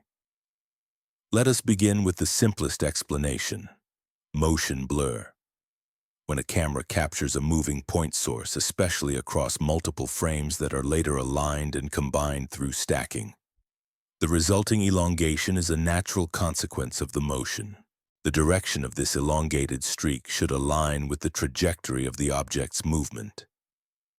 Moreover, the length of the streak ought to correspond predictably to the product of the object's angular velocity, the exposure time, and the number of frames stacked. This relationship is grounded in basic kinematics, predictable, quantifiable, and testable. If the elongated shape can be fully accounted for by these factors, then there is no mystery, only a misinterpretation of the data. However, some analysts argue that the internal brightness pattern along this elongated feature is too uniform to be explained solely by motion blur. Typically, when a point source streaks across a detector due to movement, the trail exhibits brightness variations. Brighter in the center where photons are most concentrated and dimmer toward the edges where fewer photons are captured. In contrast, the images in question display an almost uniform brightness along the entire length of the object. This suggests that the feature might not simply be a smeared point, but rather an extended structure with inherent, perhaps organized internal features. Adding to the controversy is the claim of a metallic gleam or band, visible in certain versions of processed images. Some interpret this as a reflection or emission feature, one that appears distinctly artificial, raising questions about whether it could be a sign of deliberate construction or technology. This is where the debate becomes most heated. On one side are skeptics who see processing artifacts, hot pixels amplified by contrast enhancement, color mappings that create the illusion of structure, or other technical effects that can produce false impressions. On the other side are investigators who argue that the evidence warrants further examination, an authentic signal that cannot be dismissed without access to the raw, unprocessed data and rigorous testing. The fundamental question then becomes, how can we test these competing interpretations? The scientific method hinges on reproducibility and predictive validation. If the object designated as 3IATLAS truly possesses an elongated cylindrical form, then observations made from different angles and at various times should reveal consistent geometry. Multiple independent measurements should confirm the structure's shape and dimensions, unaffected by processing techniques or viewing perspectives. Only through such cross-verification can we move beyond speculation and toward a reliable understanding of what is truly there. The way an object's apparent length and width should change as its viewing angle shifts is a fundamental principle rooted in the mathematics of perspective. When multiple instruments observe the same object from different vantage points, their images should, after adjusting for differences in resolution and the wavelengths they detect, align in their basic shape and structure. Essentially, if the elongated appearance of this object, what some are calling a cylinder, is truly a physical feature, then the images captured from various platforms and instruments ought to corroborate each other in their overall morphology, once the technical disparities are accounted for. Moreover, if this elongation results solely from motion blur, an effect caused by the relative movement of the object across the camera's field of view during exposure, then we should be able to quantify this phenomenon precisely. By utilizing the known trajectory of 3IATLAS passing near Mars and the specific parameters of the Perseverance's camera, its exposure time, frame rate, and sensor characteristics, we can calculate the expected degree of smear or elongation. If the actual observed stretch exceeds these calculations, or if the orientation of the elongated shape does not align with the predicted path of movement, then the hypothesis that we are seeing a genuine physical structure begins to gain weight and credibility. These calculations are not complicated. They rely on well-understood principles of orbital mechanics and detailed specifications of the imaging systems involved. Both sets of data, trajectory data and camera parameters, are publicly accessible, making such analysis straightforward for those with technical proficiency. The challenge, however, lies in the absence of multiple independent observations. To definitively determine the nature of this object, we need images from the orbiters equipped with high-resolution instruments specifically designed for this purpose. Images that should clearly reveal whether the object is a solid, structured body or merely an optical illusion. Unfortunately, we find ourselves in a frustrating limbo. We have only a single set of images, processed by well-meaning amateurs who applied techniques that might inadvertently introduce artifacts, rather than a suite of definitive high-quality data from the orbiters that should have captured the object in greater detail. This leaves us with ambiguous evidence, a solitary contested image of a potential cylinder, which could be a real object, an optical illusion, or a processing artifact. Without additional data, images from instruments explicitly calibrated for such observations, taken from different angles and at different times, we cannot confidently distinguish between these possibilities. Supporting the credibility of the observation, however, is the involvement of Avi Loeb, a respected astronomer affiliated with Harvard University and the Smithsonian Astrophysical Observatory. Loeb's recent blog post, which discusses the stacked smudge image, lends some authority to the claim, especially since he is not known as a conspiracy theorist or UFO enthusiast. Over recent years, Loeb has increasingly entertained the possibility that some interstellar objects may not be entirely natural, considering the intriguing chemical anomalies observed in similar phenomena, an approach that has sparked controversy but remains within scientific bounds. His engagement with the data suggests that the image warrants serious scientific consideration rather than outright dismissal. This stance contrasts sharply with the classic well-understood appearance of comets as seen in the Hubble images taken months earlier from Earth orbit. Those images depict a small nucleus, perhaps just a few kilometers across, surrounded by a symmetric teardrop-shaped coma.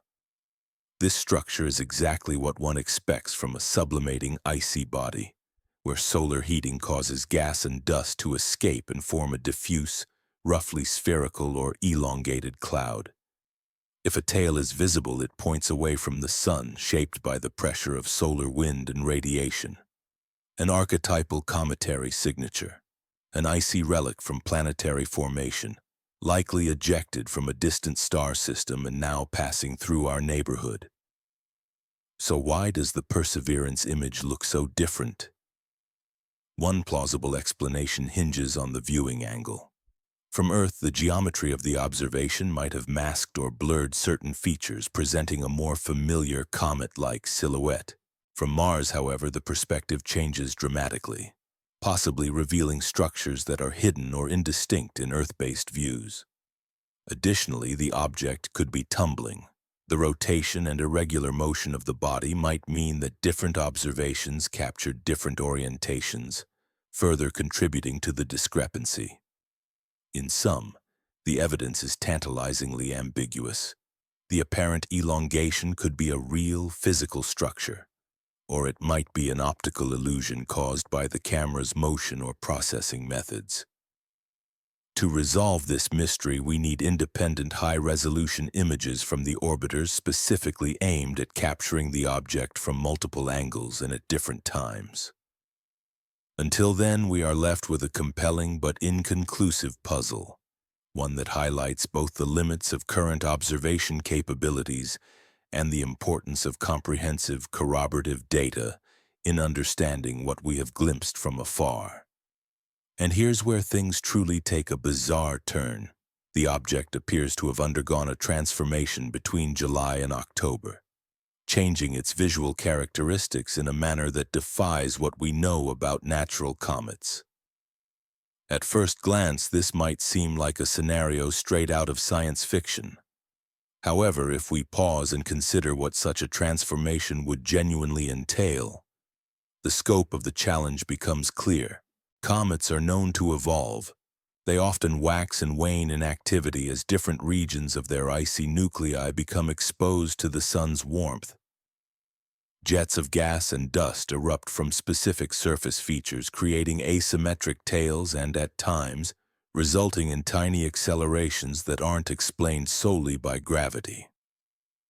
Additionally, tumbling motions can rotate different faces of the comet into view, causing fluctuations in brightness and apparent structure.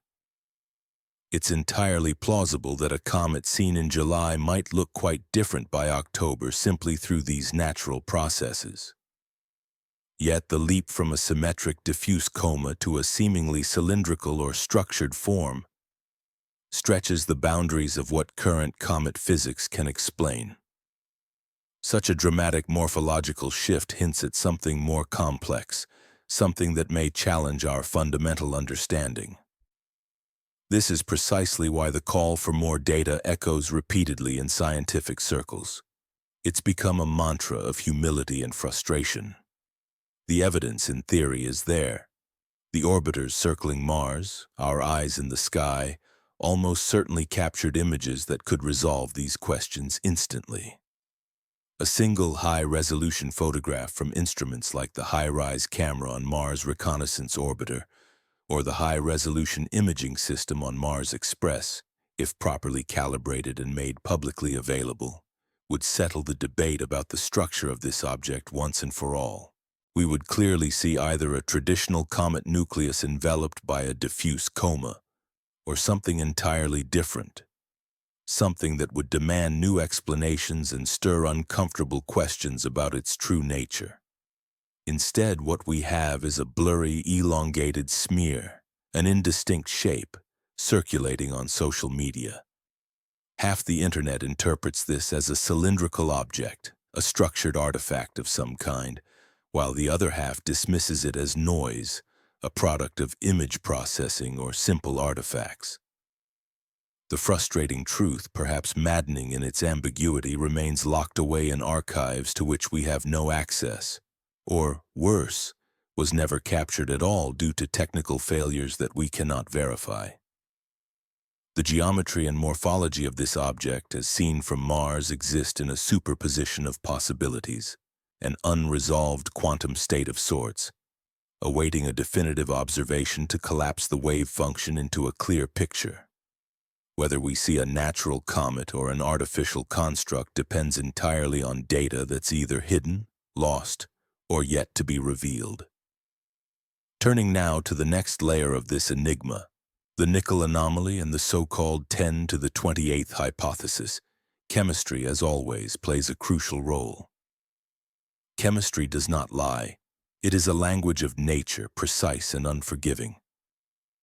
But it can whisper riddles that keep astronomers awake at night, gnawing at their confidence and stirring their imagination.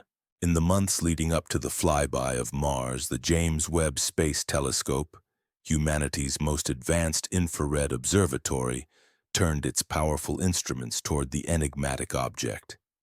Its near-infrared spectrograph was designed to dissect light into its constituent wavelengths, revealing the unique chemical fingerprints of distant celestial bodies.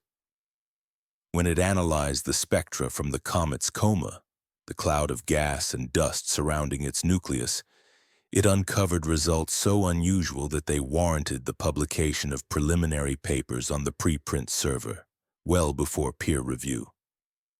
These findings sparked intense discussions, blurring the line between rigorous science and speculative wonder. What stood out most prominently in the spectral data was the overwhelming presence of carbon dioxide, far more abundant than water vapor, which is atypical for comets. Most comets we have studied, those originating within our own solar system, are primarily composed of water ice, with carbon dioxide playing a secondary role. In fact, the ratios are usually reversed. Water tends to dominate, with carbon dioxide being a minor component. This unusual chemical signature suggests that the comet might have formed in a vastly different environment, perhaps in a warmer region of its original star system, or undergone a peculiar evolutionary process that altered its volatile composition. This divergence from the expected composition of solar system comets raises fundamental questions. Did this interstellar visitor originate from a planet-forming disk around another star, with a distinct chemical fingerprint? Or has its chemistry been altered by some unknown process, something that could even hint at artificial modification? The spectral evidence, while preliminary, nudges us toward the idea that this object is anything but ordinary. The anomalously high ratio of carbon dioxide relative to water vapor is in itself a puzzle, one that demands further investigation before we jump to conclusions about its origins or nature. The peculiarities observed in the composition of 3I-ATLAS reveal a pattern that starkly contrasts with what we expect from typical comets. Instead of the usual mixture dominated by water ice, this interstellar visitor exhibits a coma rich in carbon dioxide, a characteristic that hints at a formation environment quite distinct from the familiar icy bodies we've studied within our solar system. To grasp the significance of this, let's simplify the concept of a comet. Imagine a rough cosmic snowball, an amalgam of ice, rock, and organic compounds, leftovers from the era of planetary formation. The specific recipe for this cosmic snowball, however, depends heavily on where and when it originated. In regions closer to a star, the intense heat causes water ice to sublime, turn directly from solid to gas more readily. As a result, comets born in these warmer zones tend to be depleted in water, and instead enriched with more volatile substances, such as carbon monoxide or carbon dioxide.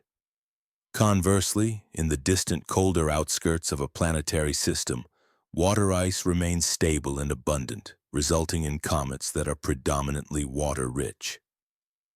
The high ratio of carbon dioxide to water in 3I-ATLAS suggests it formed in a surprisingly warm or atypical environment, or perhaps it experienced water loss during previous close encounters with stars along its journey through interstellar space. While such anomalies may seem extraordinary, they're not beyond the realm of possibility. Comets are remarkably diverse, and each new one we examine adds a layer of complexity to our understanding of their origins and compositions. Looking at other interstellar comets, such as 2I Boros of a previous visitor, reveals similar chemical peculiarities, namely a higher than expected abundance of carbon monoxide. This hints that planetary systems around other stars might possess distinct chemical profiles differing from our solar system's norms. Therefore, the dominance of carbon dioxide in 3I-ATLAS, while unusual, does not necessarily point toward anything extraordinary in itself. It simply underscores the rich chemical diversity that exists across the galaxy.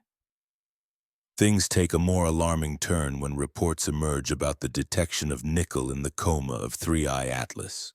Multiple sources, including popular science outlets and specialized blogs by astronomers analyzing spectroscopic data, have claimed to identify nickel, yet with little or no corresponding iron present.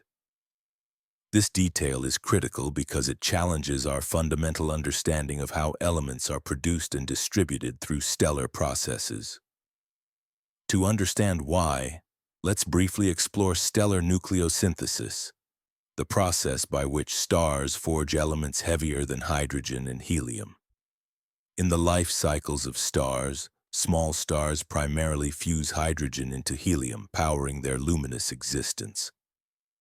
Larger stars, however, continue this process further, fusing helium into heavier elements such as carbon and oxygen, and eventually into neon, magnesium, and silicon, building up a diverse array of elements in their cores. The most massive stars, ending their lives in supernova explosions, forge the heaviest elements, including iron and nickel, scattering these enriched materials into space. These violent stellar deaths disperse the elements, which later become part of new stars, planets, and comets. The crucial point here is that iron and nickel are produced together during supernova, and their relative abundances are well understood, roughly a ratio of 17 parts iron to 1 part nickel by mass. Because they originate in the same stellar processes, their proportions in cosmic material are expected to mirror this ratio, adjusted slightly by the mineral condensation processes during planetary formation. Finding a comet with a significant amount of nickel but little to no iron is therefore highly unusual and chemically perplexing. It suggests either an extraordinary unknown process of element separation or contamination, or perhaps an entirely different origin, one that might not be natural at all. Such a discovery could point toward an artificial or industrial source, rather than a product of typical stellar evolution, raising profound questions about the nature of this interstellar visitor. The presence of nickel in the spectral data suggests one of several possibilities. It could point to a formation process that somehow managed to segregate these elements despite their similar chemical properties, which is unusual given their typical co-occurrence. Alternatively, it might indicate contamination, perhaps from terrestrial sources or instrument artifacts, that has skewed the readings. Another more provocative interpretation is that the observed chemistry was never meant to imitate a natural comet in the first place, implying an artificial or engineered origin.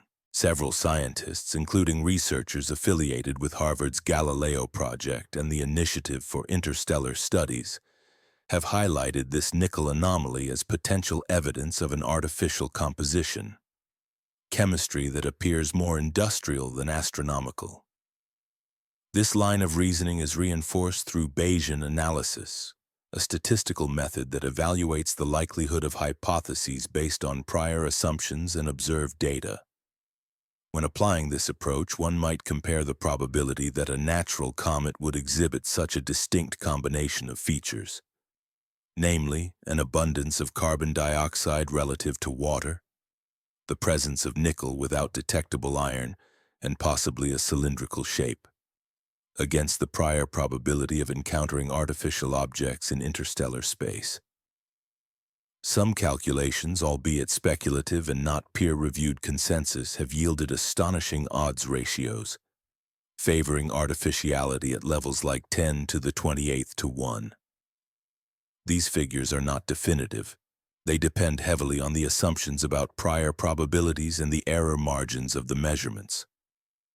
Nonetheless, they represent serious efforts by trained scientists to quantify just how unusual and potentially extraordinary the characteristics of 3IATLAS are. It's crucial to understand what these numbers signify, and equally, what they do not. A Bayesian odds ratio is only as reliable as the prior assumptions fed into it. For example, if one begins with an extremely low prior probability for the existence of interstellar artifacts, say, 1 in a billion, even a high likelihood ratio from the data might not elevate the posterior probability beyond a mere 1%. Conversely, if the prior is more generous, the same data could suggest a high likelihood of artificial origin. The calculations are rigorous in their mathematics, but the inputs are inherently subjective. Flawed or biased priors can distort the outcome, making garbage in, garbage out. Further complicating the picture is the contested nature of the nickel without iron claim. Some spectroscopists argue that the spectral lines attributed to iron are present but very weak, or that the detection thresholds of the instruments make iron's presence difficult to confirm reliably under certain conditions. There are also alternative explanations rooted in natural processes such as selective outgassing, where specific minerals rich in nickel are released more readily, while iron remains trapped within refractory mineral grains. Additionally, concerns about line blending, where overlapping spectral features from different molecules create false impressions of nickel emission, persist. These debates are highly technical, nuanced, and still unresolved. What remains undisputed, however, is that the chemical profile of 3IATLAS appears highly unusual. Even skeptics concede this point. The core question is whether unusual simply means rare but natural, or whether it hints at something fundamentally different, perhaps an engineered object. Unlike images, spectral lines are precise atomic and molecular fingerprints. They cannot be easily faked or misinterpreted. The presence of a genuine nickel emission line, provided the data is accurate and free of contamination, would demand an explanation for why it appears in the absence of the expected iron signature. If the detection truly reflects the composition of the object and the data is validated, then the implications are profound. It would challenge our understanding of natural formation processes in space and could point toward an artificial origin. The key is that spectral lines, unlike visual impressions that can be deceived by optical illusions or processing artifacts, are rooted in fundamental physics. Each atomic transition is unique and well understood. Therefore, a confirmed nickel emission line, especially one that defies natural expectations, would be a critical piece of evidence demanding rigorous scrutiny and potentially groundbreaking conclusions. The fundamental challenge to the artificial hypothesis lies in the natural explanations, which must be thoroughly examined and not dismissed lightly.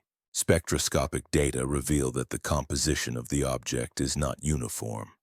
Different regions within the nucleus can exhibit markedly distinct chemical signatures depending on where and how they formed.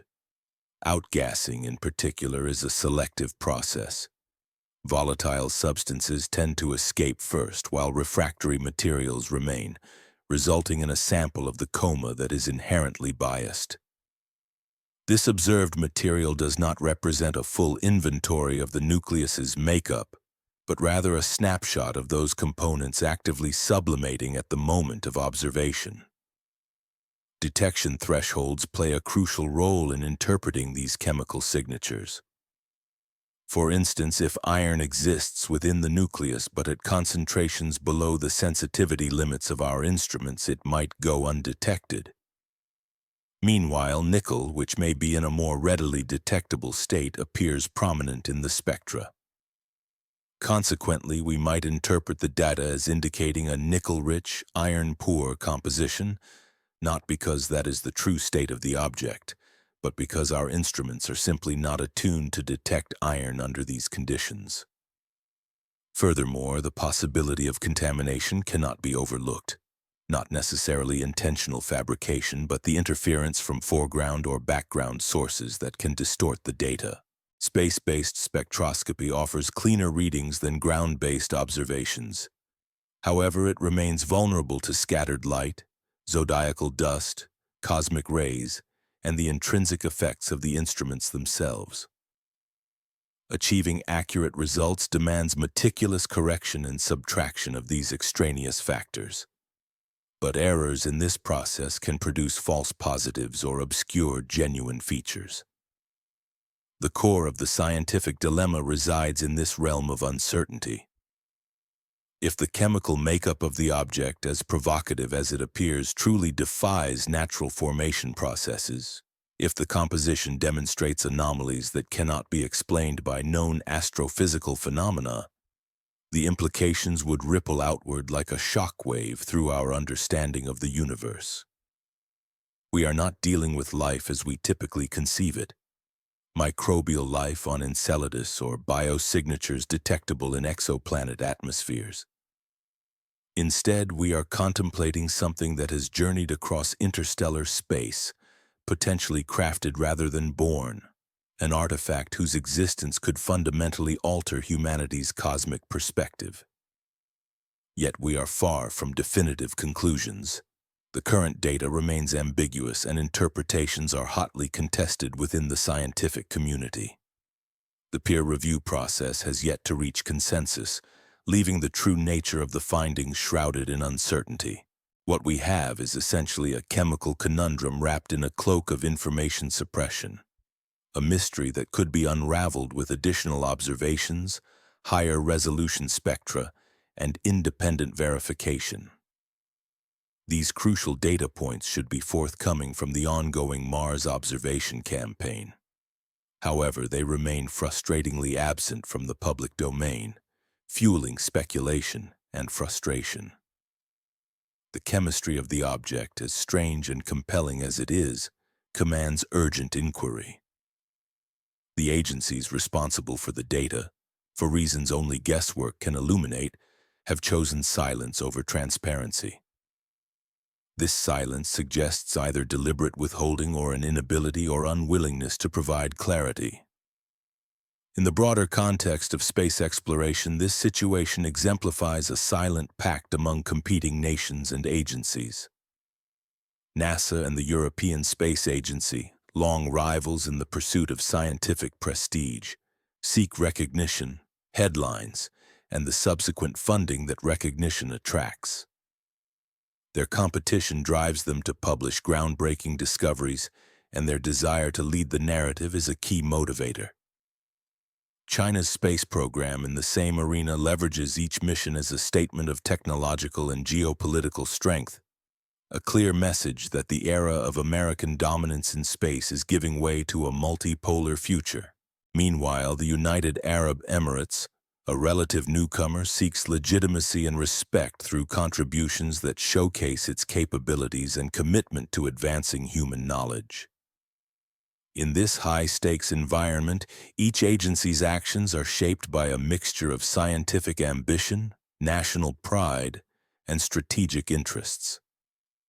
Their reluctance or refusal to release definitive data about the interstellar object reflects these underlying motivations.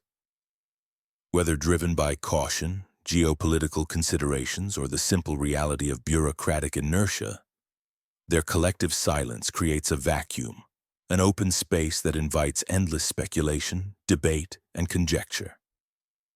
These space agencies do not operate in collaboration solely out of altruism. Instead, their joint efforts are driven by a complex web of mutual interests, where cooperation becomes advantageous only when it aligns with their respective goals. Such collaboration often hinges on shared financial burdens, making the costs of expensive missions more manageable for all involved. Additionally, international treaties and diplomatic norms exert pressure, encouraging nations to work together in pursuit of common objectives. Yet beneath this veneer of cooperation, a relentless undercurrent of competition persists. This becomes starkly evident when every major space agency with assets capable of observing Mars suddenly falls silent about the observations of the interstellar object known as 3IATLAS. Normally, rivalry for scientific prominence and publication priority fuels a competitive race to be the first to publish groundbreaking findings. But in this case, that rivalry appears to vanish into a synchronized silence, which does not go unnoticed by keen observers. If this silence is indeed coordinated, rather than coincidental, it suggests that communication channels operate at a level beyond individual missions. Perhaps through agreements made behind closed doors in conference rooms or via confidential phone calls, beyond the reach of public scrutiny. Such decisions are likely influenced by considerations that extend far beyond pure scientific curiosity, involving geopolitical, security, or strategic factors. To understand the motives at play, let's map the incentives clearly. NASA, for example, benefits immensely from transparency. As a publicly funded agency, it relies on the support of American taxpayers, and demonstrating active engagement with exciting discoveries helps justify its budget. Publishing compelling results garners media attention, inspiring the next generation of scientists and engineers, and bolstering political backing. Similarly, the European Space Agency operates under comparable pressures. It must balance the interests of multiple member states, each with different priorities and investment levels, and has decades of experience managing public expectations. Its tradition of openness, explaining both successes and setbacks, serves to build trust and credibility with the public. China's incentives, while different in some respects, are equally compelling. The China National Space Administration reports to a government that prioritizes control but also seeks international prestige. Publishing impressive findings elevates China's status as a spacefaring power. Demonstrating technological prowess signals strength to global rivals, and such achievements are intertwined with notions of national security. In this context, the silence surrounding 3IATLAS becomes all the more conspicuous, challenging established patterns of behavior. The options are stark. Either the data is unimpressive, prompting Beijing to withhold mediocre results to avoid embarrassment, or the data is so extraordinary, potentially sensitive or fraught with implications, that it warrants careful, deliberate handling. The European Space Agency's explicit prior announcement that Mars Express and the Trace Gas Orbiter would observe 3IATLAS between October 1st and 7th complicates any conspiracy theory of outright suppression.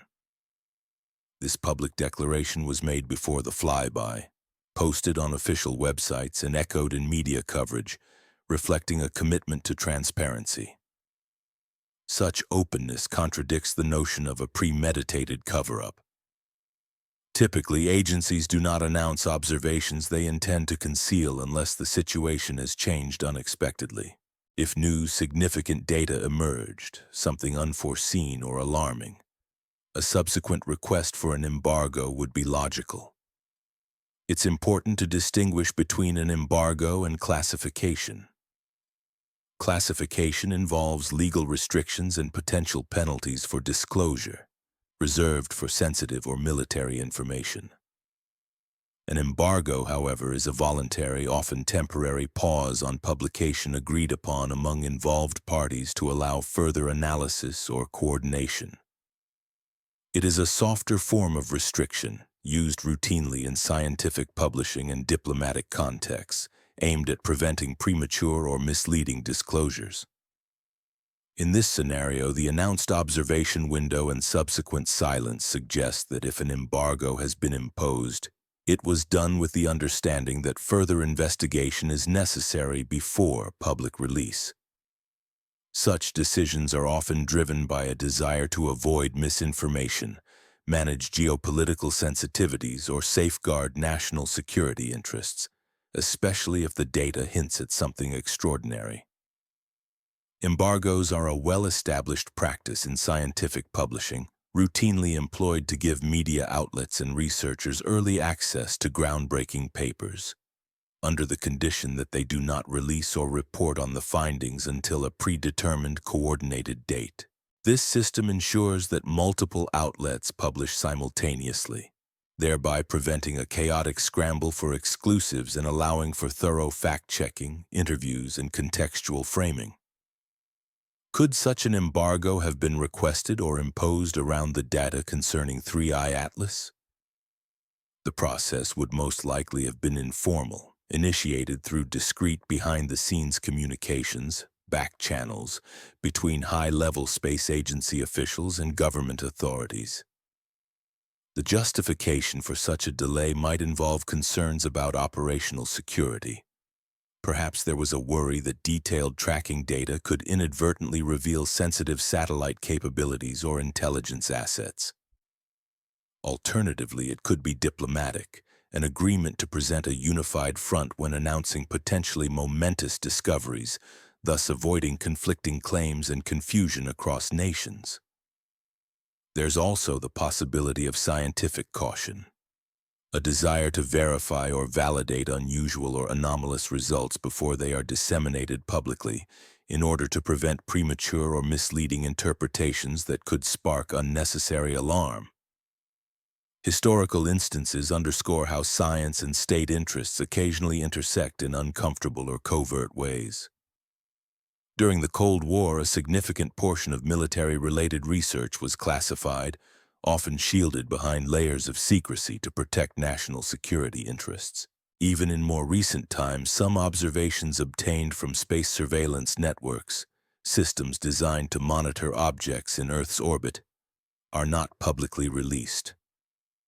These restrictions are often justified by the need to conceal the capabilities of sensors and tracking methods which, if exposed, could compromise national security or reveal technological vulnerabilities. During politically sensitive moments, data may be held back deliberately to avoid revealing strategic information or to manage diplomatic perceptions. For example, the response to the Columbia shuttle disaster was carefully managed. Information was released in a controlled sequence, designed to avoid causing undue panic or misinforming the public and families of the victims. Such measures highlight how crucial timing and discretion can be in handling sensitive space-related information. However, it's important to note that 3IATLAS is fundamentally different. It's not a military project, nor a disaster, nor a classified system. It is an ordinary comet, a natural celestial phenomenon that belongs to the collective heritage of humanity. Under normal circumstances, there would be no obvious reason for an embargo on its observation data. The speculative, but not implausible explanation, which remains unverified but logically coherent, is that certain classified defense sensors might have detected something about 3IATLAS that civilian instruments either failed to observe or could not definitively interpret.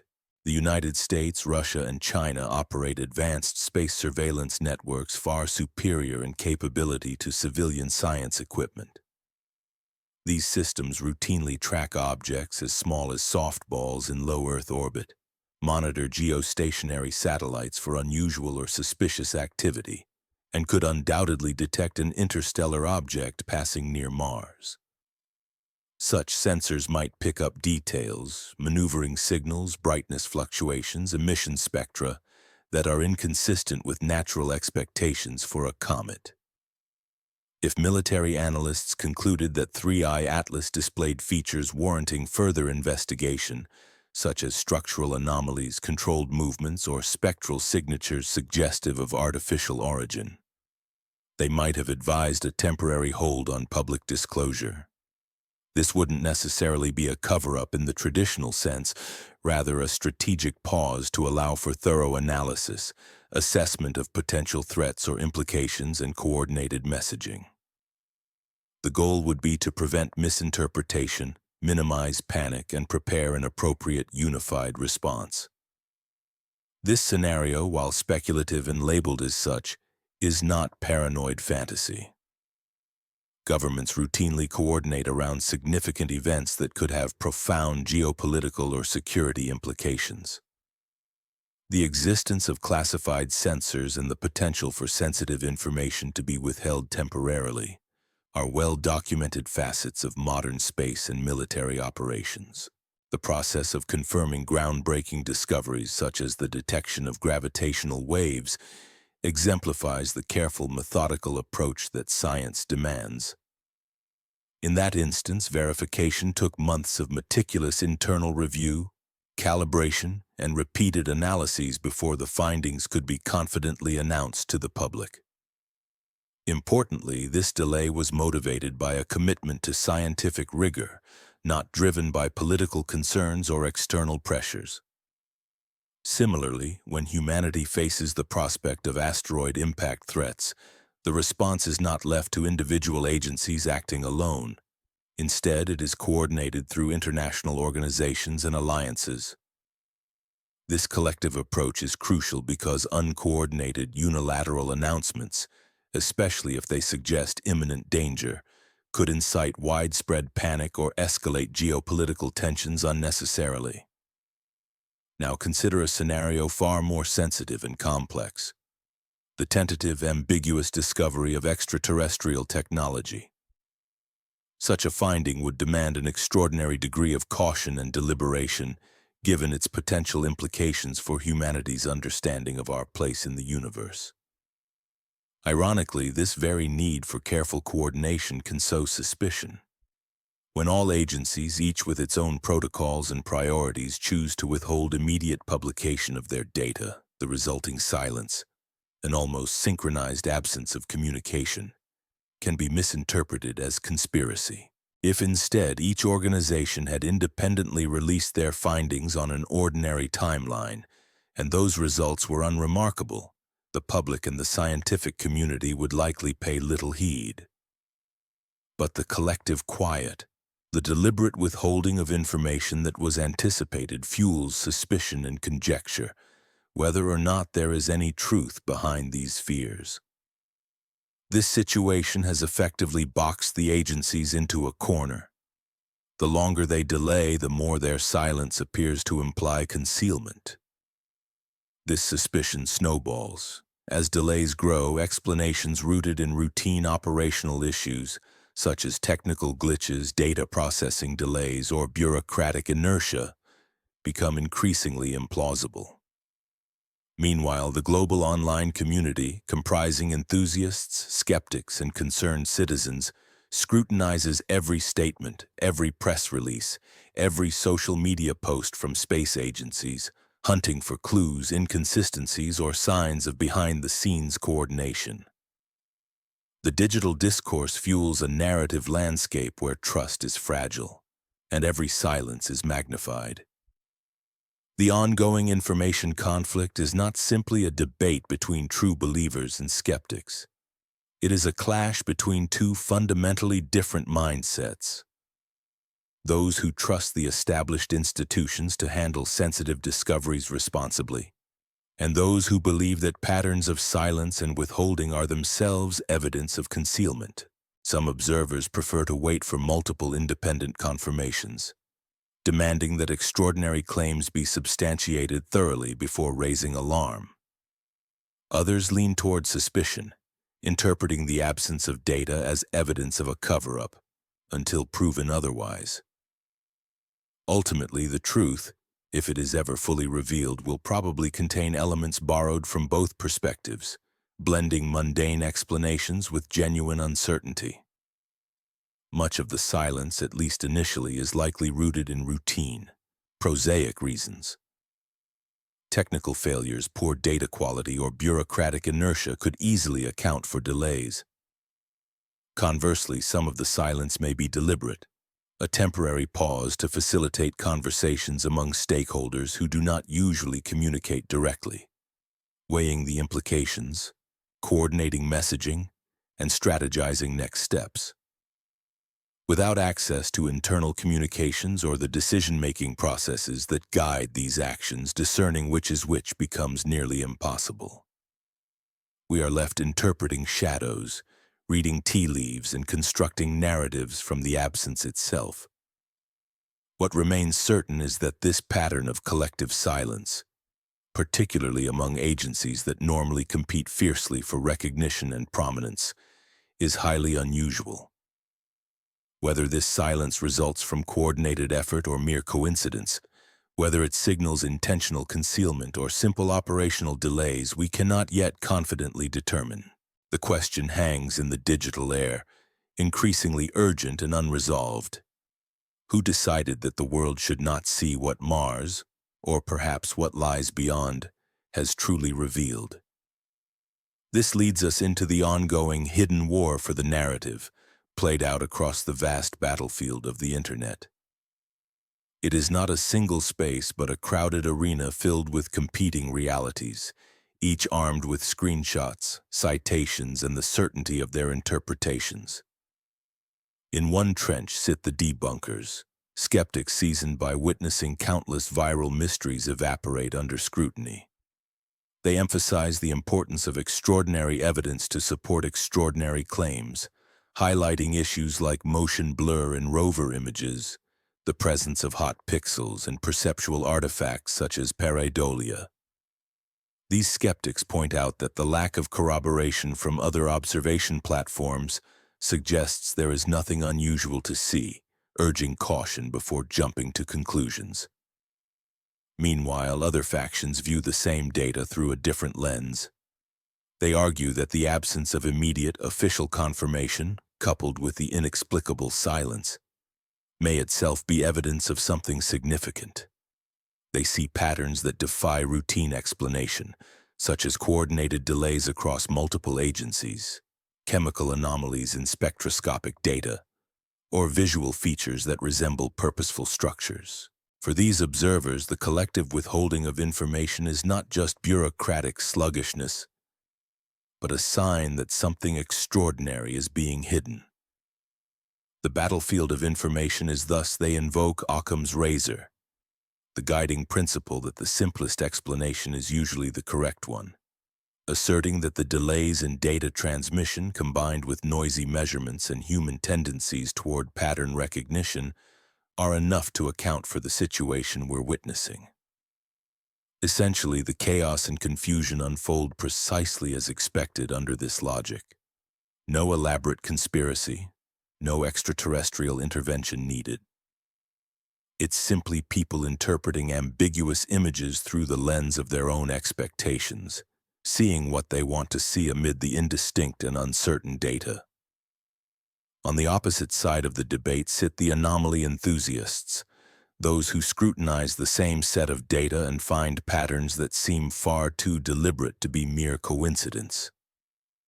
They point to the coordinated silence from multiple agencies, the strange chemical signatures, and the apparent cylindrical structure as evidence that something unusual is occurring. These observers compile the features that stand out, such as the disproportionate ratio of carbon dioxide to water vapor, the possible presence of nickel without iron, and the simultaneous blackout across several space agencies. They argue that while any single anomaly might have a mundane explanation, the convergence of all these strange elements pushes the threshold beyond reasonable doubt, raising a compelling case for further investigation. They probe deeper, raising uncomfortable questions. Why have the agencies that announced their plans to observe this object refused to release any results? Why are the only images publicly available those processed by citizen scientists rather than official sources? Their challenge is not fought with weapons but through rhetoric, careful interpretation of data, and the strategic use of social media algorithms that tend to amplify outrage, certainty, and sensationalism over nuance and skepticism.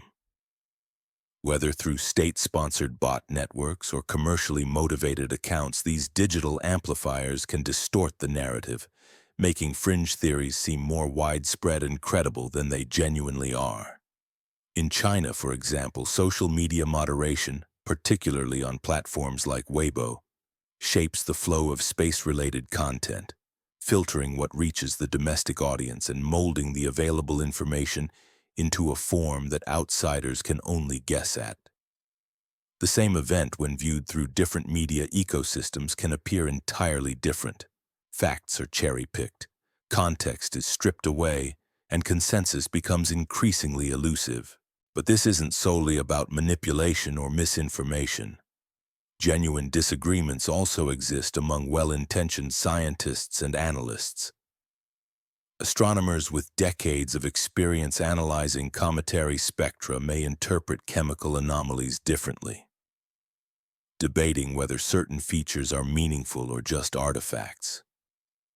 Image processing specialists might disagree over whether the so-called perseverance smudge truly shows structure, or if it's merely a product of noise and processing techniques. Similarly, risk analysts can assign vastly different probabilities of significance based on their prior assumptions and perspectives. The scientific method relies on observation, experimentation, and reproducibility to resolve such disputes. Yet when the crucial data remains inaccessible, locked away in archives or classified databases, the process stalls, and we're left arguing over shadows and incomplete pictures. For those trying to navigate this complex landscape, a set of guiding principles becomes essential. First, anomalies should be reproducible. If the object truly exhibits unusual structure, subsequent observations from different instruments and times should confirm it. Second, if the chemistry is genuinely extraordinary, independent spectra obtained by various teams and tools should align. A single ambiguous image or contested measurement is insufficient. No matter how intriguing, it cannot alone overturn our current understanding of comets or definitively prove the presence of artificial origins. Without consistent, repeatable evidence, the case remains unresolved, caught in the ambiguity of incomplete and contested data. Science fundamentally relies on principles of reproducibility, consistency, and the gradual accumulation of evidence, cornerstones that uphold the integrity of discovery and understanding. The second principle we must uphold is a firm demand for transparency. Since space agencies operate with public funding, the data they collect and analyze belongs to the collective of humanity. When they announce observations but then fail to publish the corresponding images or data, leaving archives conspicuously bare, it constitutes a breach of their institutional responsibilities. regardless of what the actual data might reveal. Ordinary explanations for delays, such as technical glitches, data processing bottlenecks, or pipeline issues, should be met with straightforward, mundane evidence. Agencies should openly communicate these reasons, provide clear timelines for when the data will be available, and work to rebuild public trust through transparency and active dialogue rather than silence. The third guiding principle is to carefully distinguish between the absence of evidence and evidence of absence. Just because no images or data have been published does not conclusively prove that nothing extraordinary was observed, nor does it confirm that something unusual did not occur. We find ourselves in a state of epistemic superposition. Multiple plausible explanations coexist until further data collapses the wave of uncertainty. Jumping to conclusions, either asserting that the object is merely a common comet or claiming it is an alien artifact, without sufficient evidence is an act of epistemological overreach. Premature certainty is unwarranted and ultimately unjustified. Fourth, we must practice holding on to the sense of wonder, the wow, while remaining curious and cautious. It is entirely possible to be captivated by the mystery of 3IATLAS without rushing to definitive conclusions. We can insist on better, more reliable data without succumbing to speculation or hyperbole. Critiquing the silence or lack of transparency from institutions does not mean we have to adopt conspiracy theories. Instead, it reflects a healthy scientific skepticism rooted in the desire for truth. At its best, science embraces this space of rigorous uncertainty, being comfortable with not knowing, yet insistent on discovering the facts. The ongoing narrative battle over this object will persist until concrete data emerges or the story dissolves into the background chatter of internet speculation. Yet what this battle reveals about us is perhaps even more significant than the object itself. It exposes our relationship with authority, with evidence, and with the vast unknown. In an era where raw spacecraft data is accessible to anyone, most lack the training to interpret it correctly. Meanwhile, algorithms designed to amplify division and reward outrage often distort the discourse. The divide between what experts know and what the public perceives has never been wider, nor more consequential for societal trust. In this context, 3IATLAS has transformed into a mirror reflecting our collective anxieties about control, transparency, and the honesty of those we entrust with our exploration of the cosmos. The object, racing away from the sun along its hyperbolic trajectory, remains indifferent to our debates. It does not care whether we interpret it correctly or overlook it entirely.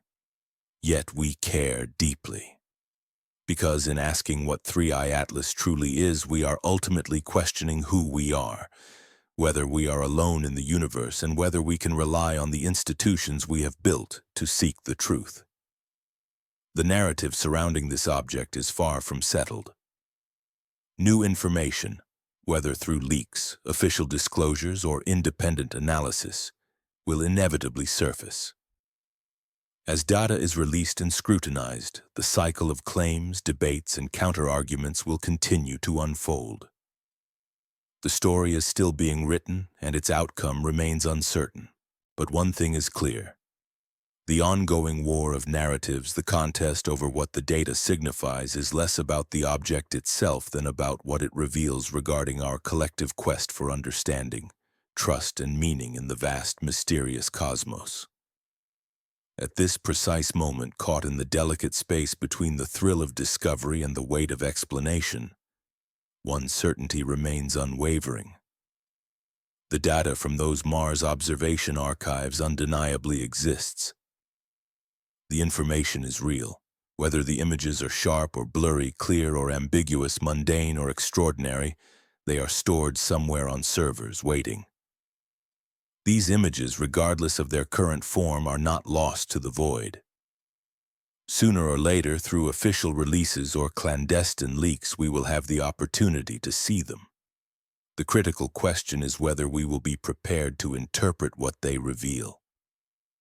Now let us turn our attention to what has come to be known as the green comets, Atlas, Lemon, and Swan, three luminous visitors that have unexpectedly brightened our skies within the same fleeting window of time. While the silence from Mars persists, the universe around us has become deafening in its display.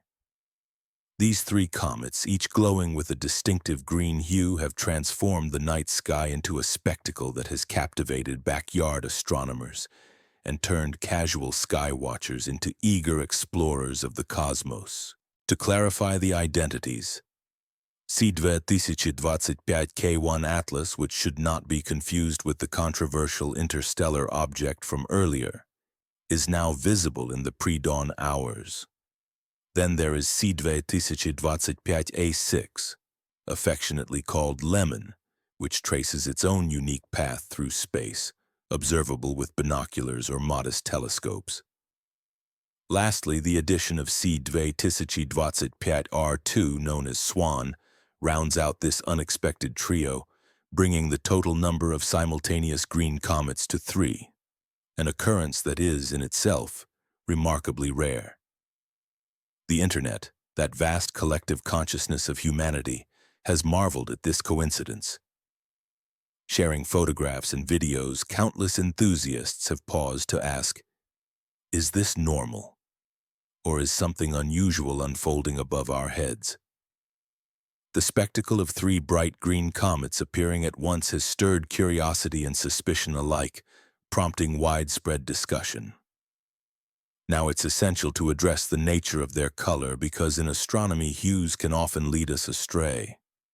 The distinctive green glow emanates from diatomic carbon, or C2, a molecule formed in the comet's coma when sunlight breaks down more complex organic compounds. When ultraviolet radiation from the sun excites these molecules, they emit photons at specific wavelengths in the green part of the spectrum, around 510 and 515 nanometers, creating the characteristic hue. This process is akin to the one responsible for the auroras, though the chemistry involved differs. The result is a faint yet unmistakable greenish haze that encircles the comet's nucleus. It tends to be brightest near the core, where outgassing activity is most vigorous, then gradually fades as the gases disperse into space. It's worth noting that green comets are not inherently rare. Many comets display this coloration during periods of intense outgassing when conditions favor the production of C2 emissions. What makes this particular occurrence extraordinary is the fact that 3 such bright green comets, all visible and prominent in our sky simultaneously, have appeared when typically we might see one or none at all. This confluence of events creates a visual spectacle that naturally stimulates pattern recognition and invites speculation about coincidence versus causality. Are these comets somehow connected? Do they share a common origin? The answer is quite simply no. Their physical compositions, trajectories, and discovery timelines are entirely different. Each is an independent visitor following its own path through space, each brightening on its own schedule, each an individual act in the ongoing cosmic ballet. Yet when viewed through the lens of a mind primed for the uncanny, their simultaneous appearance feels strangely significant. The recent controversy surrounding the interstellar object 3IATLAS has heightened public sensitivity to anything out of the ordinary in the sky. What would normally be regarded as a fascinating but routine celestial event, a handful of bright comets emerging within weeks, becomes suspicious when observed in close temporal proximity to the silence surrounding the Mars observations.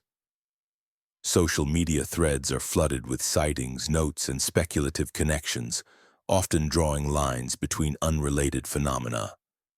And then, as if by cosmic irony, the moment those 3 green comets become visible, the observation campaign for 3IATLAS goes completely silent.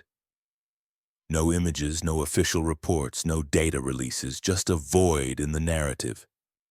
The universe, in its silent grandeur, continues to display an extraordinary coincidence.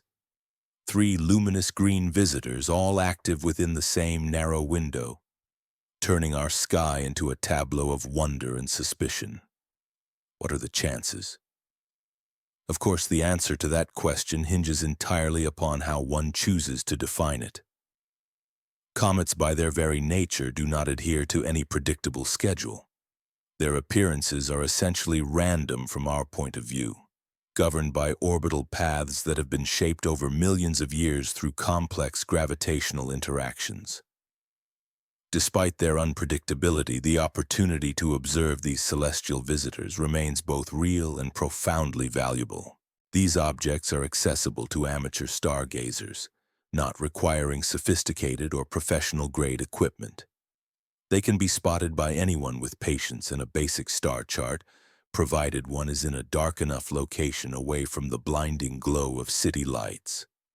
Take, for instance, comet C-2025-1 It is projected to reach its maximum brightness in late October, offering a spectacular view before dawn breaks in the eastern sky.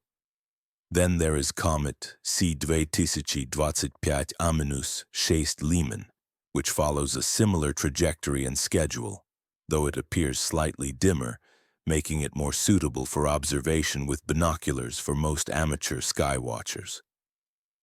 The most recently discovered of the trio, comet C-2025-R-2 Swan, adds a third point to what could be called the constellation of these green visitors, each one a vivid reminder that our solar system is far from being an empty void. Instead, it is a lively, dynamic environment teeming with objects that are constantly on the move, interacting, evolving, and reminding us that space is anything but static. For those venturing out with casual observation in mind, the instructions are simple and straightforward. Seek out a location well away from the bright glare of urban lighting, where the faint glow of distant objects won't be drowned out by artificial light pollution. Consult current sky charts to locate the precise positions of these comets, which shift nightly as they traverse against the backdrop of stars. Allow your eyes approximately 20 minutes to adapt fully to the darkness, an essential process that causes your pupils to dilate and your retinal chemistry to shift toward maximum sensitivity, enhancing your ability to detect faint objects. Once prepared, scan the sky for a fuzzy patch rather than a pinpoint star. Unlike stars, which appear as sharp points, comets look more diffuse with a faint, hazy appearance. You might notice a faint tail extending away from the sun's direction, further confirming its identity. Using binoculars or a small telescope will reveal more intricate details. The characteristic green hue becomes more apparent when viewed through such instruments, whereas the naked eye might only catch a pale, ghostly glow. It is important to remember that brightness in astronomy is measured on a magnitude scale that runs in reverse. Smaller numbers denote brighter objects. For context, the sun has a magnitude of about -27, and the full moon shines at around -13. The faintest stars visible to the naked eye under perfect dark sky conditions hover around magnitude 6. Since comets are often diffuse rather than point-like, their light is spread over a larger area, making them appear dimmer than their total magnitude would suggest. For example, a comet with a magnitude of 5 might be barely perceptible as a faint, fuzzy patch, while a star of the same magnitude would be easily visible. Understanding this scale helps set realistic expectations. These green comets are not the kind of objects that will dominate the night sky with dramatic brilliance. Instead, they are subtle, delicate visitors that require effort and the right conditions to observe. They reward those who are willing to wake early, venture away from bright city lights, and focus their gaze with patience and care. The emotional impact of witnessing such a comet is difficult to put into words, yet it is unmistakable when experienced firsthand. There is an intellectual aspect, knowing that this object has traveled from the farthest reaches of the solar system, perhaps from the distant Oort cloud, trillions of miles away, following an orbit shaped over eons by gravitational nudges. There is the visual beauty, the gentle ghostly glow, the faint tail sometimes stretching across the stars like a cosmic brushstroke. And there is an overwhelming sense of vertigo, the realization that you are standing on a planet orbiting a star, watching another object that is also orbiting the same star, both traveling through space at velocities that are almost incomprehensible, yet perfectly synchronized in this grand cosmic dance. Both of these objects are hurtling through space at velocities so immense that on the surface they seem impossible to comprehend. Yet, because everything in the universe is constantly in motion, stars, planets, debris, our perception of stillness is an illusion, a consequence of relative movement. There is no known physical connection linking these three comets to the interstellar object known as 3IATLAS. They are not escort vessels, nor are they advanced reconnaissance probes or part of any coordinated arrival. Instead, they are typical members of our own solar system, icy bodies that have long been residents of our cosmic neighborhood, not visitors from beyond the stars. Their simultaneous appearance is a coincidence, a striking one that fuels the narrative's curiosity and the broader mystery surrounding the interstellar visitor. Yet in a universe that is vast and ancient, unlikely events become inevitable given enough opportunities. The appearance of three moderately bright comets at roughly the same time might seem extraordinary. But when analyzed from a scientific perspective, it is mundane. It's only when experienced against the backdrop of unanswered questions about 3IATLAS that this coincidence feels eerie and unsettling. What these three comets do provide, however, is important context. They serve as a vivid reminder that comets are numerous, diverse, and active. Far from being rare or exotic objects, they are common features of planetary systems. Most stars likely host a reservoir of comets, a vast cloud of icy debris left over from the era of planet formation. These objects are often perturbed by passing stars or the gravitational influence of galactic tides, nudging them into orbits that occasionally bring them close to their host star. We inhabit a cosmic shooting gallery, a celestial pinball machine where collisions and near misses have shaped the early solar system and continue to do so today. These events not only offer opportunities for scientific observation but also pose risks to civilization. Hazards lurking in the form of small bodies that could impact Earth or disrupt our technological infrastructure. The appearance of these green comets also democratizes astronomy in a way that observing Mars or distant interstellar objects does not. While seeing 3IATLAS with the naked eye or even through binoculars is impossible without specialized equipment, the green comets are accessible to anyone under the right conditions. You don't need a telescope or access to spacecraft data to witness them. Just step outside before dawn, raise your eyes to the sky, and you can see these visitors with your own senses. This experience is direct, unmediated, personal. No institution controls it. No embargo can hide it. The sky remains open and transparent in a way that space agency archives are not. Perhaps that transparency is precisely what makes the institutional silence surrounding 3IATLAS so jarring. We have grown accustomed to trusting our own observations, to believing that what we see is real. When those observations are replaced by controlled releases or unexplained delays, the sense of loss runs deeper than mere curiosity. It strikes at our fundamental confidence in the transparency of scientific and governmental institutions. So, take the time to observe these green comets. Enjoy their fleeting beauty. Share photographs with friends and family. Teach children how to find them in the sky. Celebrate the fact that the universe continues to put on spectacular shows, regardless of what governments or space agencies decide to reveal or conceal. And while you gaze upward, marveling at their luminous green glow, remember that Earth itself is under surveillance.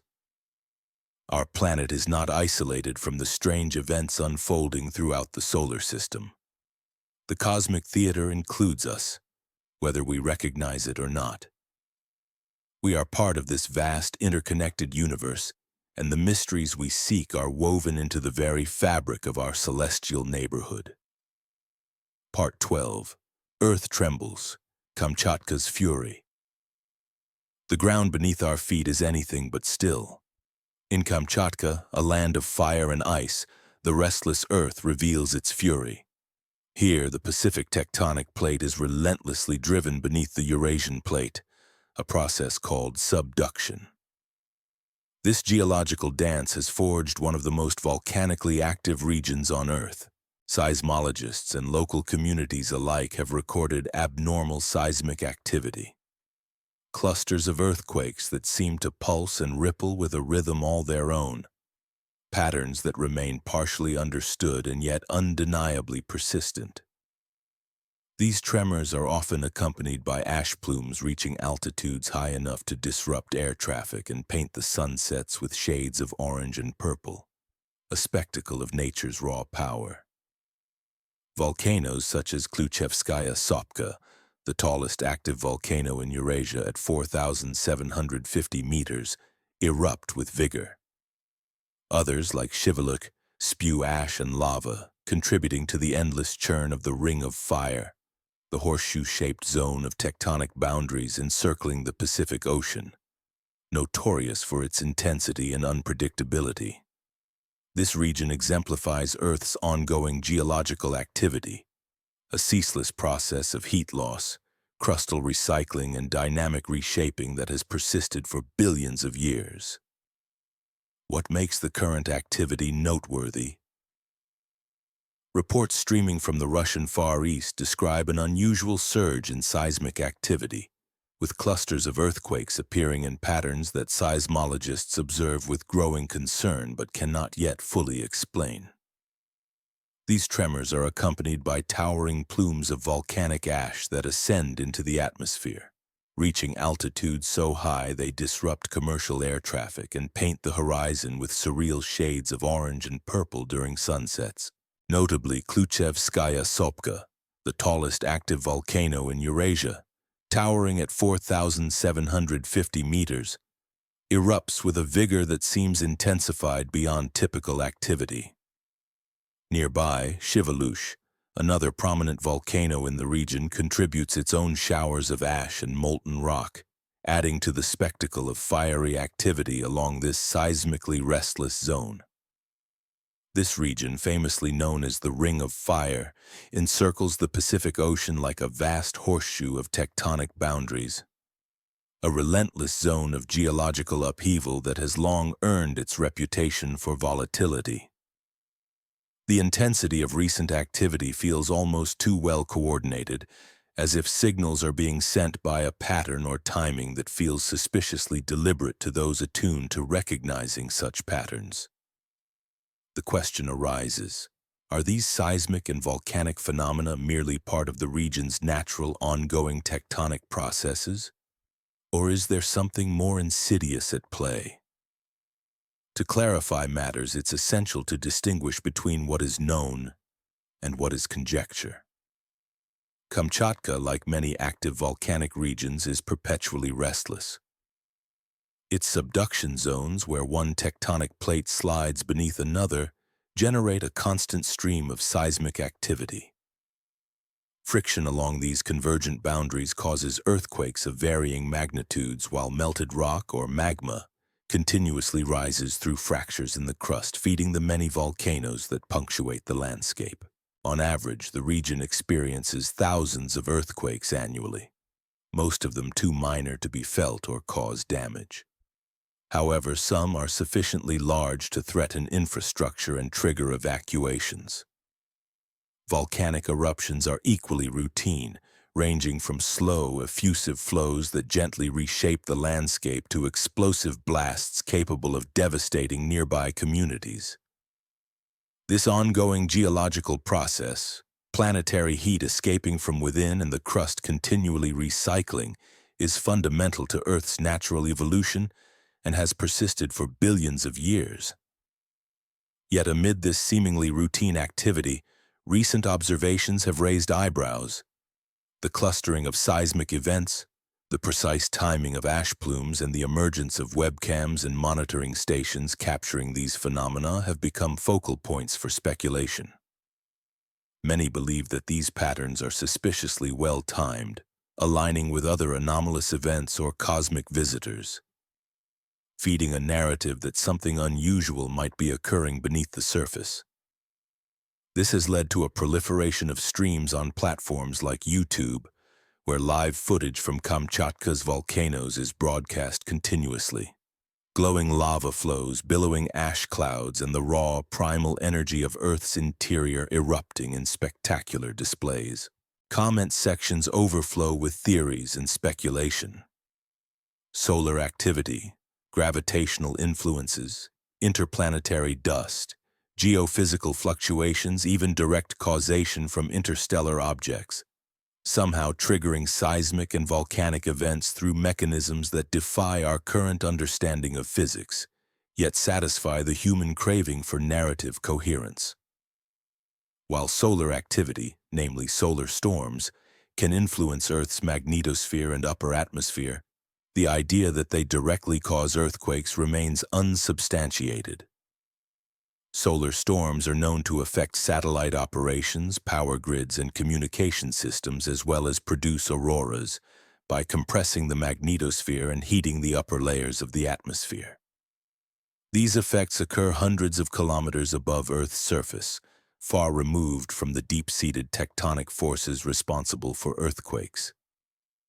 The energy involved in such solar phenomena is minuscule in comparison to the colossal release of energy, equivalent to thousands of nuclear weapons, during a major quake.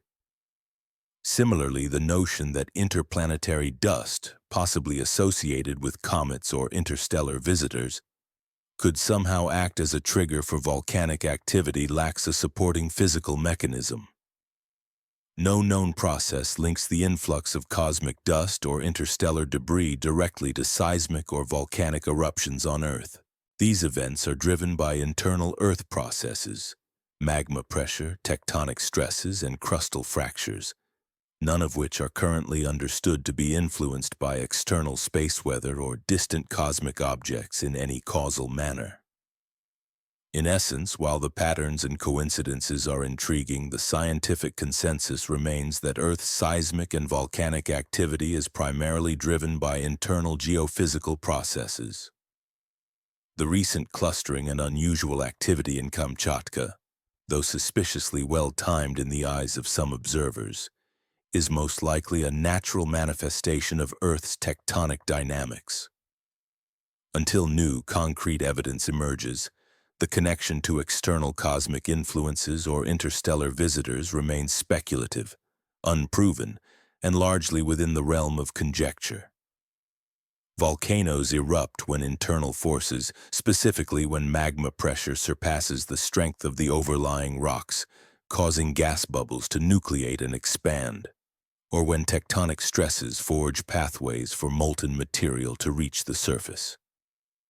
These processes are fundamentally driven by Earth's internal heat engine, operating independently of what occurs in the vast expanse of space beyond our atmosphere.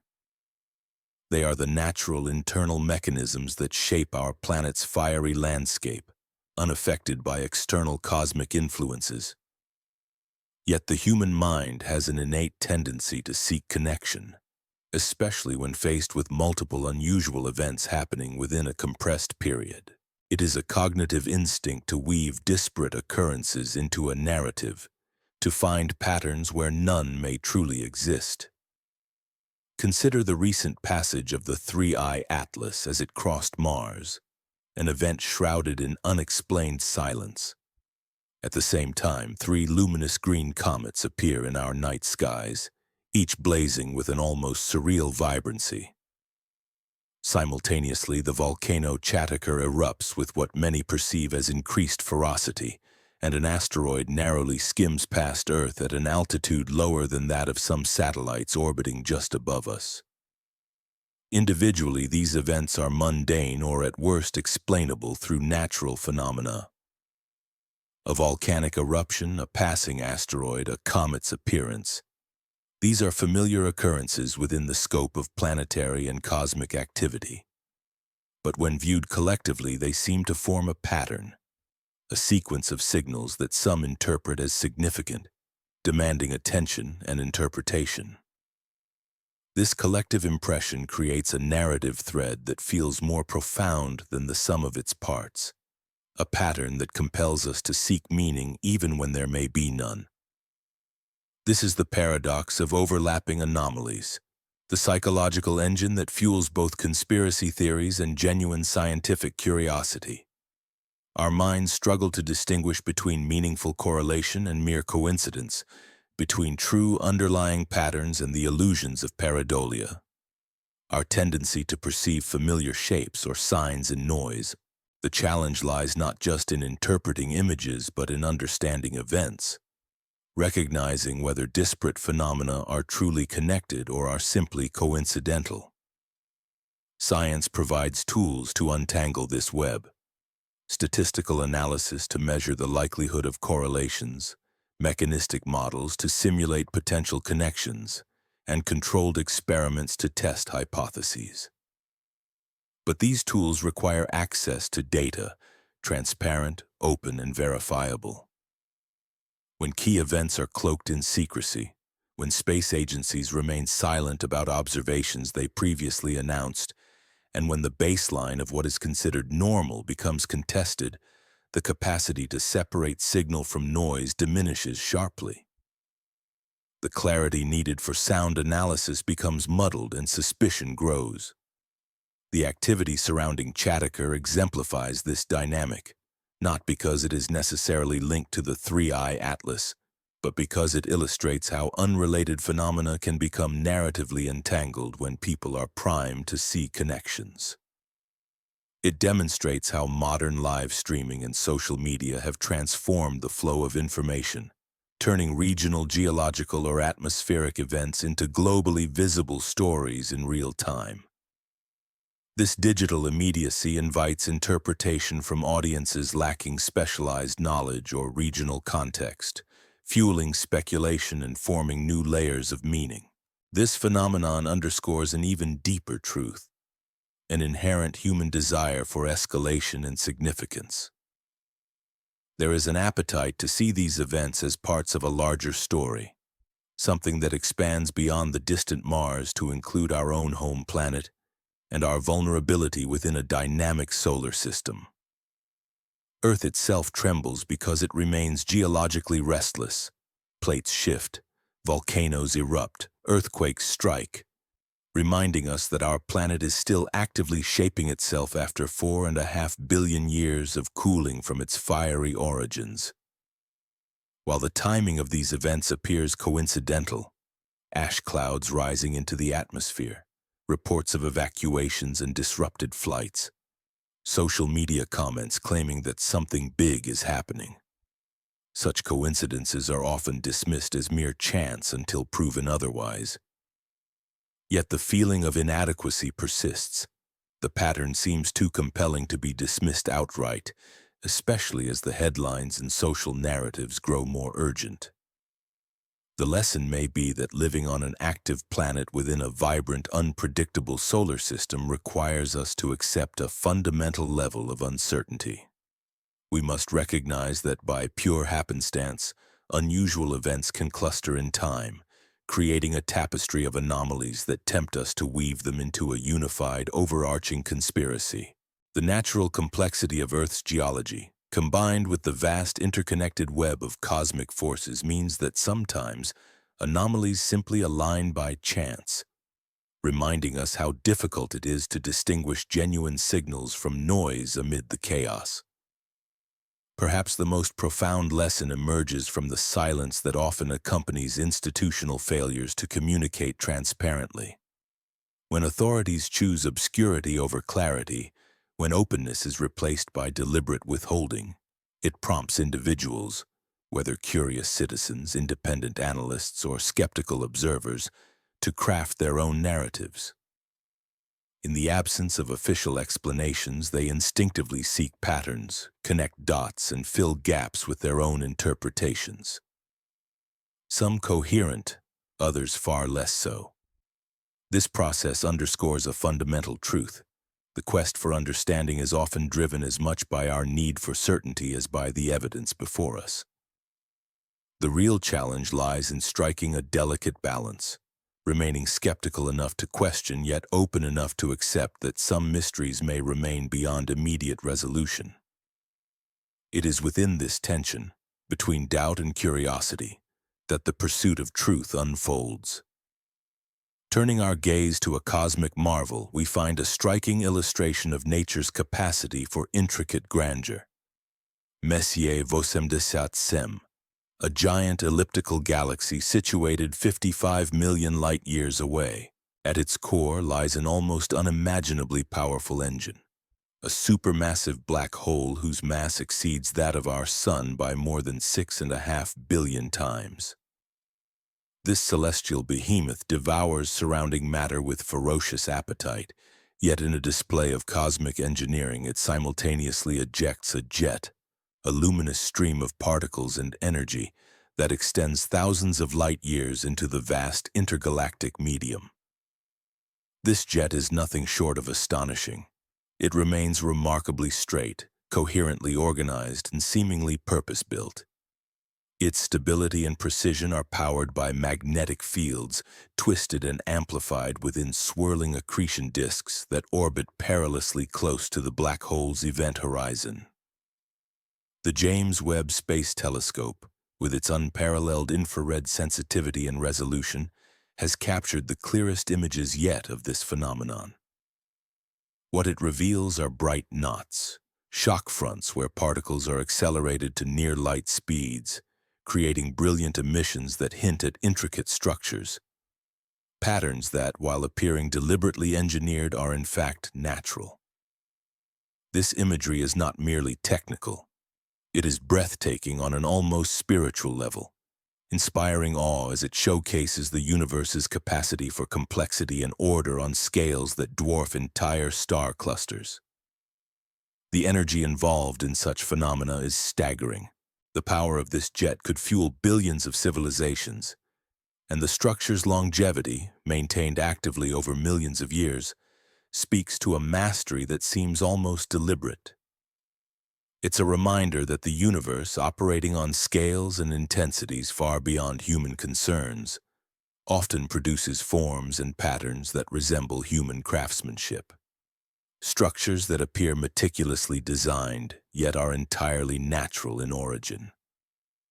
This realization is pivotal in our ongoing story about the interstellar visitor, 3IATLAS. When considering whether something is artificial, context is everything. The jet from Messier 77 exemplifies how natural processes can produce phenomena that challenge our assumptions about engineering and intention. Its apparent precision, its organized appearance, and the complexity of its features serve as a crucial reference point. From the vantage point of physics and astrophysics, black hole jets are well understood. They originate from fundamental principles: the conservation of angular momentum, the amplification of magnetic fields through dynamo effects, particle acceleration in shock fronts, and radiation emitted by relativistic electrons spiraling within magnetic fields, synchrotron radiation. These processes are governed by equations that are complex and require powerful supercomputers to simulate. Yet the underlying phenomena emerge from basic, comprehensible physics, not from any notion of intelligence or purpose. Given sufficient energy and the right boundary conditions, nature can craft structures that rival the most sophisticated human designs. These cosmic phenomena, rooted in the laws of physics, serve as a testament to the universe's capacity for creating order and complexity without guidance, intention, or direct intervention. They remind us that the universe's grandeur often stems from natural processes that, while seemingly deliberate, are in fact the result of fundamental physical principles operating over vast scales and eons of time. This kind of humility is the fundamental principle that science requires, yet it is often overlooked in the rush of speculation. When we encounter a phenomenon that appears organized, exhibiting symmetry, coherence, or seeming purpose, our instinct is to jump to the idea of a creator, an engineer, or some form of intelligence at work. The human mind naturally seeks patterns and agency, especially when faced with the unfamiliar or the seemingly purposeful. However, the universe is replete with examples that challenge such assumptions. Consider snowflakes, which display six-fold symmetry, an elegant pattern born from the simple process of crystal growth, or spiral galaxies whose graceful arms are shaped by density waves and the differential rotation of stars and gas. Even planetary rings, which are sorted by size through gravitational resonances, demonstrate that complexity can emerge from straightforward physical laws. From chaos, order can and does arise. From simple rules, intricate structures develop. The mere appearance of design or pattern does not necessarily point to a designer. Nature frequently accomplishes what seems extraordinary through natural processes. Applying this understanding to the case of 3IATLAS, we must remain cautious. Even if the images captured by Perseverance suggest a cylindrical shape, and even if the chemistry appears unusual, and even if the silence from official space agencies hints at something significant, we should hold space for alternative explanations. It is entirely possible that nature, in its vast creativity, is producing forms and phenomena beyond our prior experience or understanding. Interstellar space is a vastly different environment from our solar system. Objects formed around other stars are subject to different radiation fields, unique chemical compositions, and distinct gravitational histories. Our sample of interstellar visitors is exceedingly small. Before 3IATLAS, we have observed only two such objects: Oumuamua, which exhibited anomalous acceleration and sparked debates over whether it was a comet or something else, and Comet Borisov, which appeared more conventionally cometary but still displayed compositional differences from typical solar system comets. Our understanding of what is possible in these environments remains limited, and our sample size is too small to draw definitive conclusions. Furthermore, the universe offers examples that challenge the notion that energy and organization always imply technology or purpose. Take the jet emanating from the supermassive black hole at the core of galaxy M87. This jet carries more energy than all the starlight emitted by its host galaxy combined. It stretches across thousands of light years, maintaining a coherent structure despite the vast distances involved. This colossal, seemingly engineered feature shapes the intergalactic medium, heating gas, suppressing star formation, influencing the evolution of entire galaxy clusters. Yet it is entirely mindless, a natural consequence of gravity, magnetic fields, and thermodynamics. It operates without intent or design, driven solely by fundamental physical principles. This perspective does not mean we should dismiss anomalies or refuse to entertain extraordinary hypotheses. Instead, it urges us to manage our expectations carefully. Seeing something that appears designed is not in itself evidence of actual design. We must demand multiple independent lines of evidence before accepting conclusions that challenge our conventional understanding. After all, phenomena like the M87 jet appeared artificial before scientists understood their true nature. Similarly, pulses detected in Odna 1967, which seemed so precise that some speculated they might be extraterrestrial beacons, were later identified as signals from rotating neutron stars. Fast radio bursts, once thought potentially artificial, now have well-developed natural explanations involving magnetars and supernova remnants. The pattern is clear. Nature's toolkit is vast, often more creative than our imagination. and many phenomena that initially seem extraordinary are ultimately natural.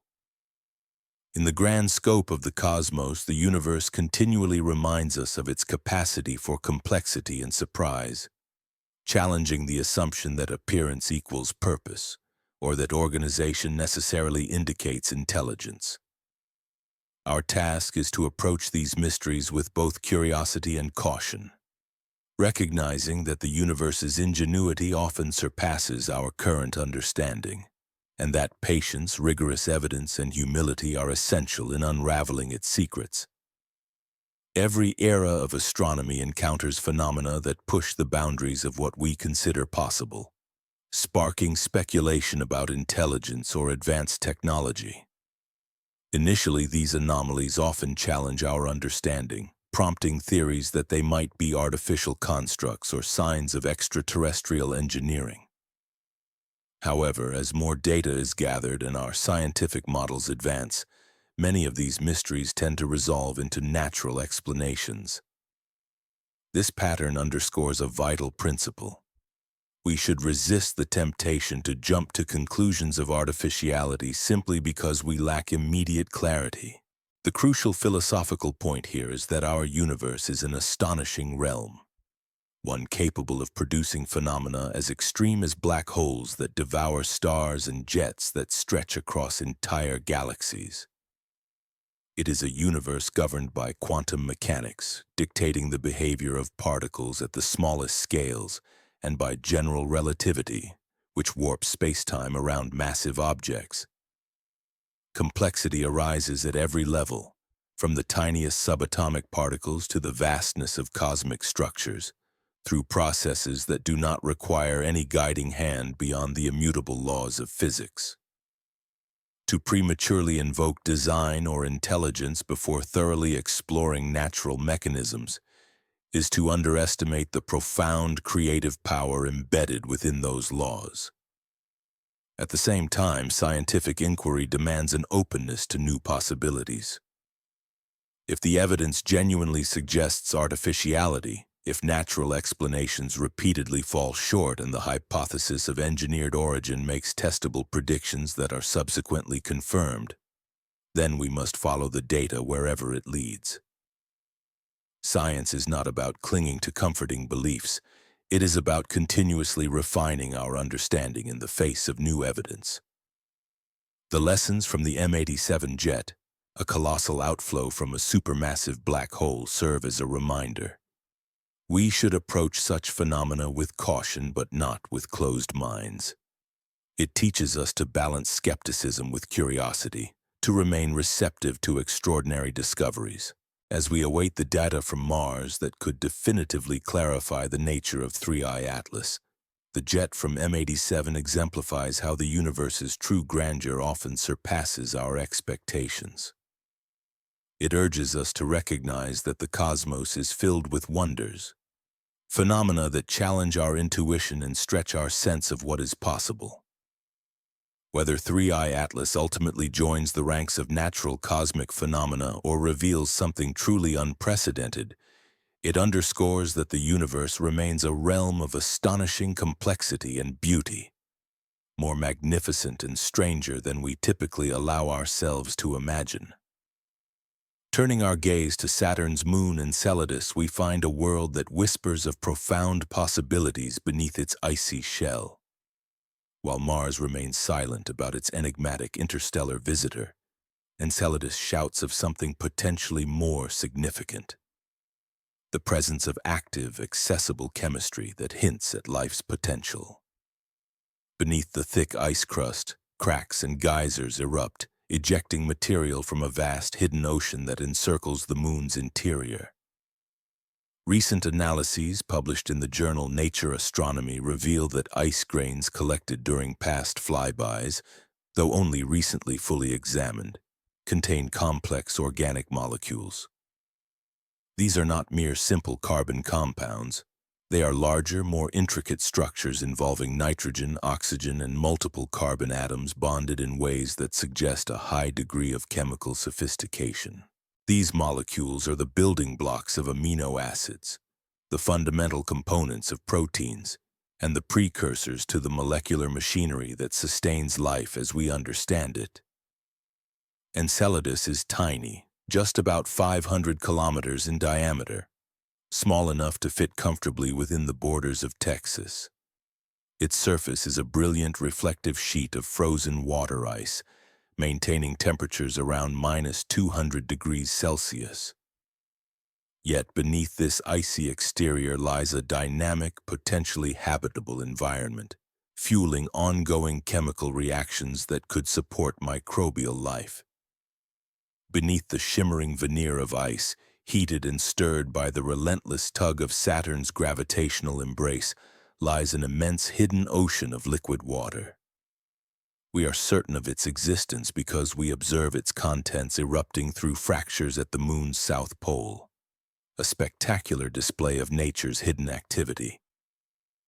These fractures spew forth plumes of water vapor and ice particles that soar hundreds of kilometers into space, some of which escape entirely, joining Saturn's diffuse ring system in a shimmering cascade of material. The spacecraft Cassini, which majestically orbited Saturn from 2004 until its purposeful destruction in 2017, repeatedly flew through these icy plumes. Equipped with mass spectrometers, Cassini's mission was to analyze the chemical makeup of the expelled material, turning the moon's secretive geysers into a window into its subsurface ocean. The results were compelling. The samples contained water, unmistakably, but also salts, silica dust, hydrogen gas, and a suite of organic molecules. Each new discovery bolstered the compelling hypothesis that Enceladus hosts a potentially habitable environment, an extraordinary natural laboratory where water, energy, and complex chemistry converge in ways that could support life. Recent analyses have zoomed in on the organic molecules detected, revealing structures and sizes too complex to be mere contaminants, or the trivial byproducts of simple ice irradiation. Spectroscopic signatures identified in the plume material match compounds found in certain meteorites, specifically carbonaceous chondrites, the ancient messengers of organic material from the dawn of our solar system. Yet these organics are not relics from eons past. They are fresh, recently produced or recently exposed, indicating ongoing active chemistry beneath the ice. This dynamic activity suggests that the ocean beneath Enceladus's icy crust is not merely a vast pool of water, but a veritable chemical reactor, an environment where mineral-laden hydrothermal vents on the seafloor might create steep chemical gradients. These gradients could serve as energy sources that life could exploit, much like life around Earth's deep-sea vents. It is crucial to emphasize what this evidence does not mean. It is not a confirmation of life itself. No metabolic processes have been observed, no cellular structures identified, and no genetic material, DNA or its equivalents, has yet been detected. Instead, what we possess is a compelling indication of habitability. The conditions appear ripe for life, should it have arisen naturally or been introduced from elsewhere. On Earth, the presence of liquid water combined with abundant energy and chemical diversity reliably correlates with life. From hydrothermal vents on the ocean floor to lakes buried beneath polar ice sheets, to acidic hot springs, hypersaline lagoons, and even rocks miles underground. Microbial communities thrive in environments once thought too extreme. Life proves to be tenacious, adaptable, and capable of exploiting niches that challenge our surface-based intuitions. Could Enceladus host living organisms? The answer, with a high degree of plausibility, is yes. The chemistry makes a strong case. The energy supplied by tidal heating, rather than reliance on sunlight, is sufficient to sustain chemical reactions. The timescales involved are equally encouraging. The ocean has likely persisted for billions of years, providing ample opportunity for life to emerge if conditions are suitable. Yet, despite the promise, we remain in the realm of the unknown, regarding actual biological presence. Confirming life would require direct sampling, missions capable of drilling through the icy crust or analyzing plume material with far more sophisticated instruments than those carried by Cassini. The irony woven through this narrative is both delightful and maddening.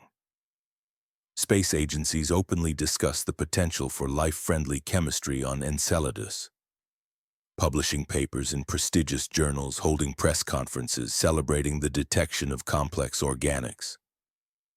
The message is clear.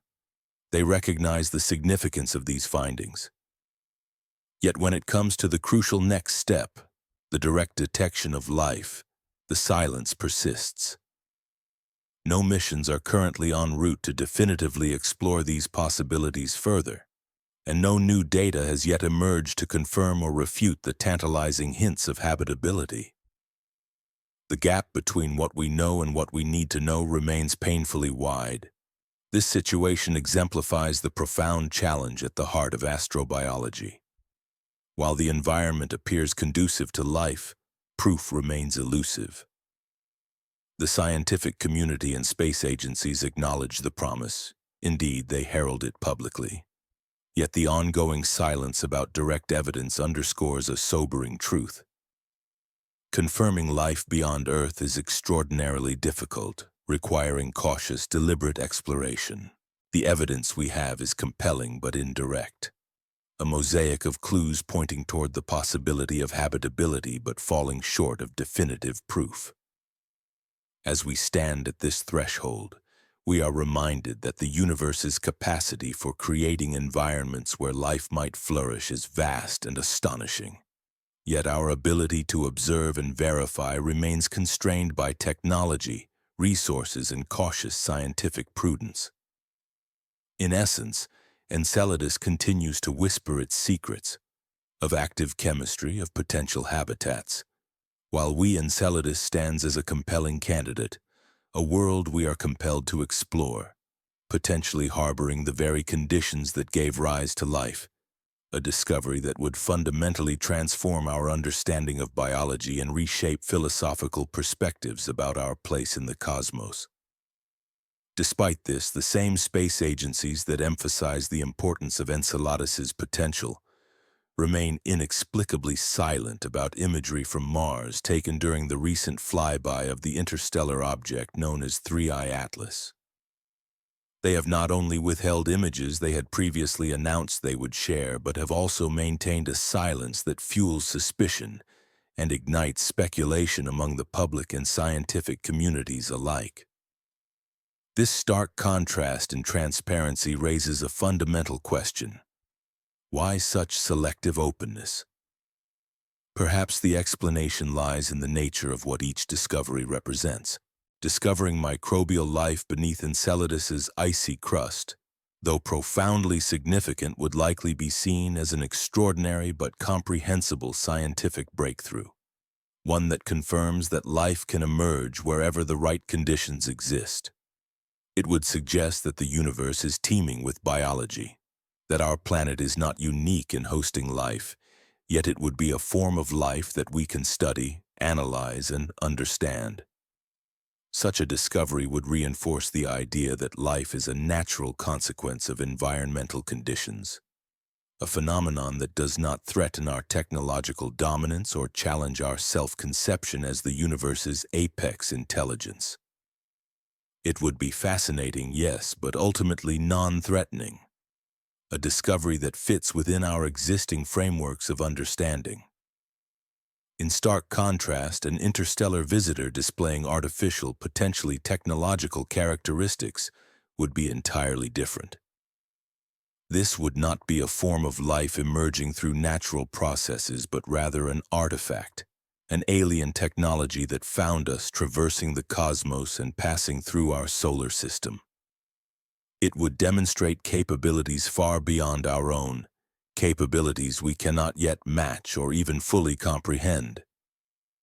The implications of such a find would ripple outward, shaping geopolitics, redefining notions of defense, challenging religious and philosophical beliefs, every domain where human identity and worldviews are rooted. This kind of discovery would not belong solely to scientists or explorers. It would belong to all of humanity, arriving unannounced and unprepared, with no time to forge consensus or prepare for the societal upheaval it might trigger. The deliberate silence surrounding the imagery of 3IATLAS, despite clear announcements of observation plans, suggests a conscious decision, one driven not by the relative importance of the two phenomena, but by their potential impact. Enceladus, with its promise of microbial life, comfortably fits within current scientific and philosophical paradigms, posing no immediate existential threat. Its discoveries can be integrated gradually into our understanding with minimal disruption.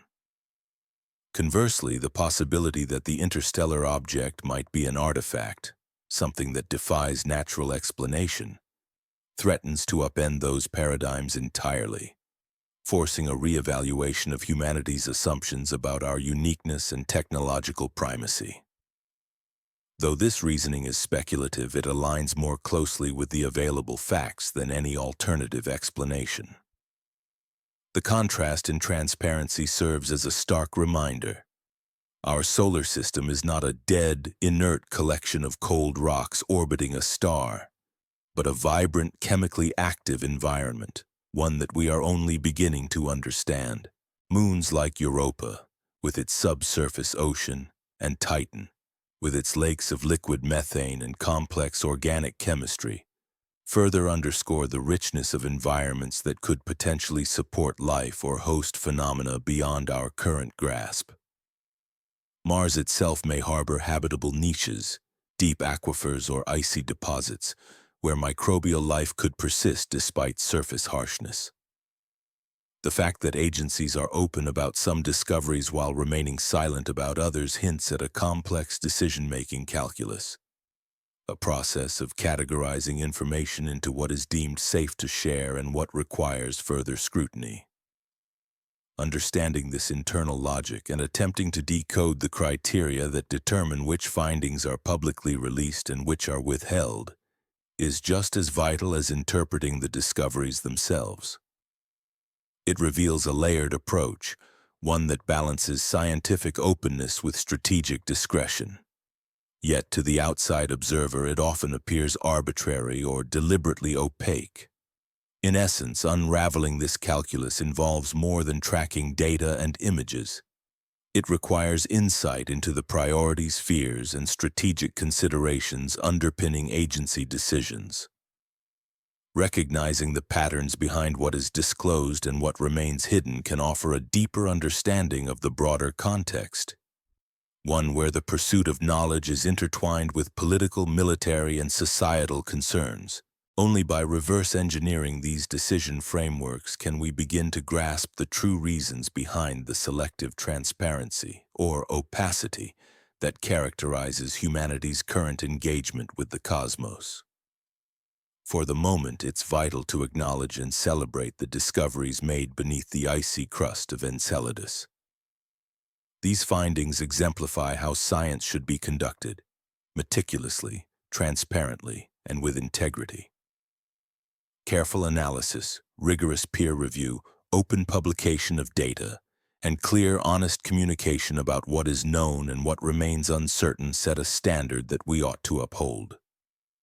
Such transparency not only fosters trust but also ensures that the pursuit of knowledge remains rooted in accountability.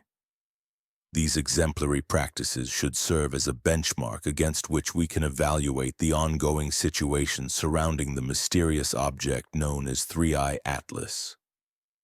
If we demand the same level of openness, scientific rigor, and unwavering dedication to informing the public about our current understanding, we reinforce the principles that underpin genuine scientific progress.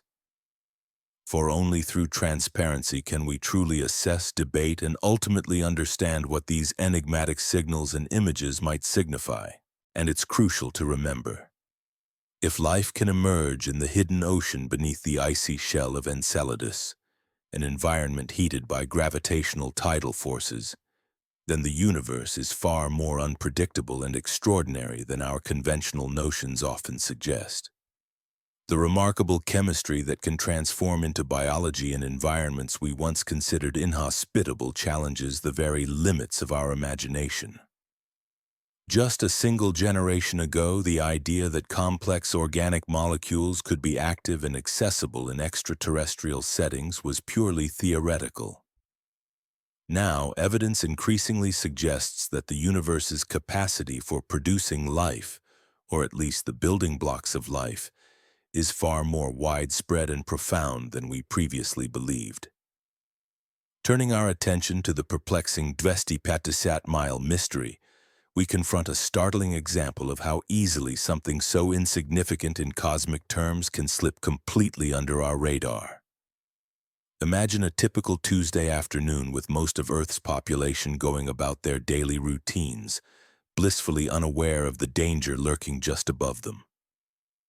A space rock, roughly the size of a small house, silently races past Earth at an altitude of approximately 250 miles, or about 400 kilometers.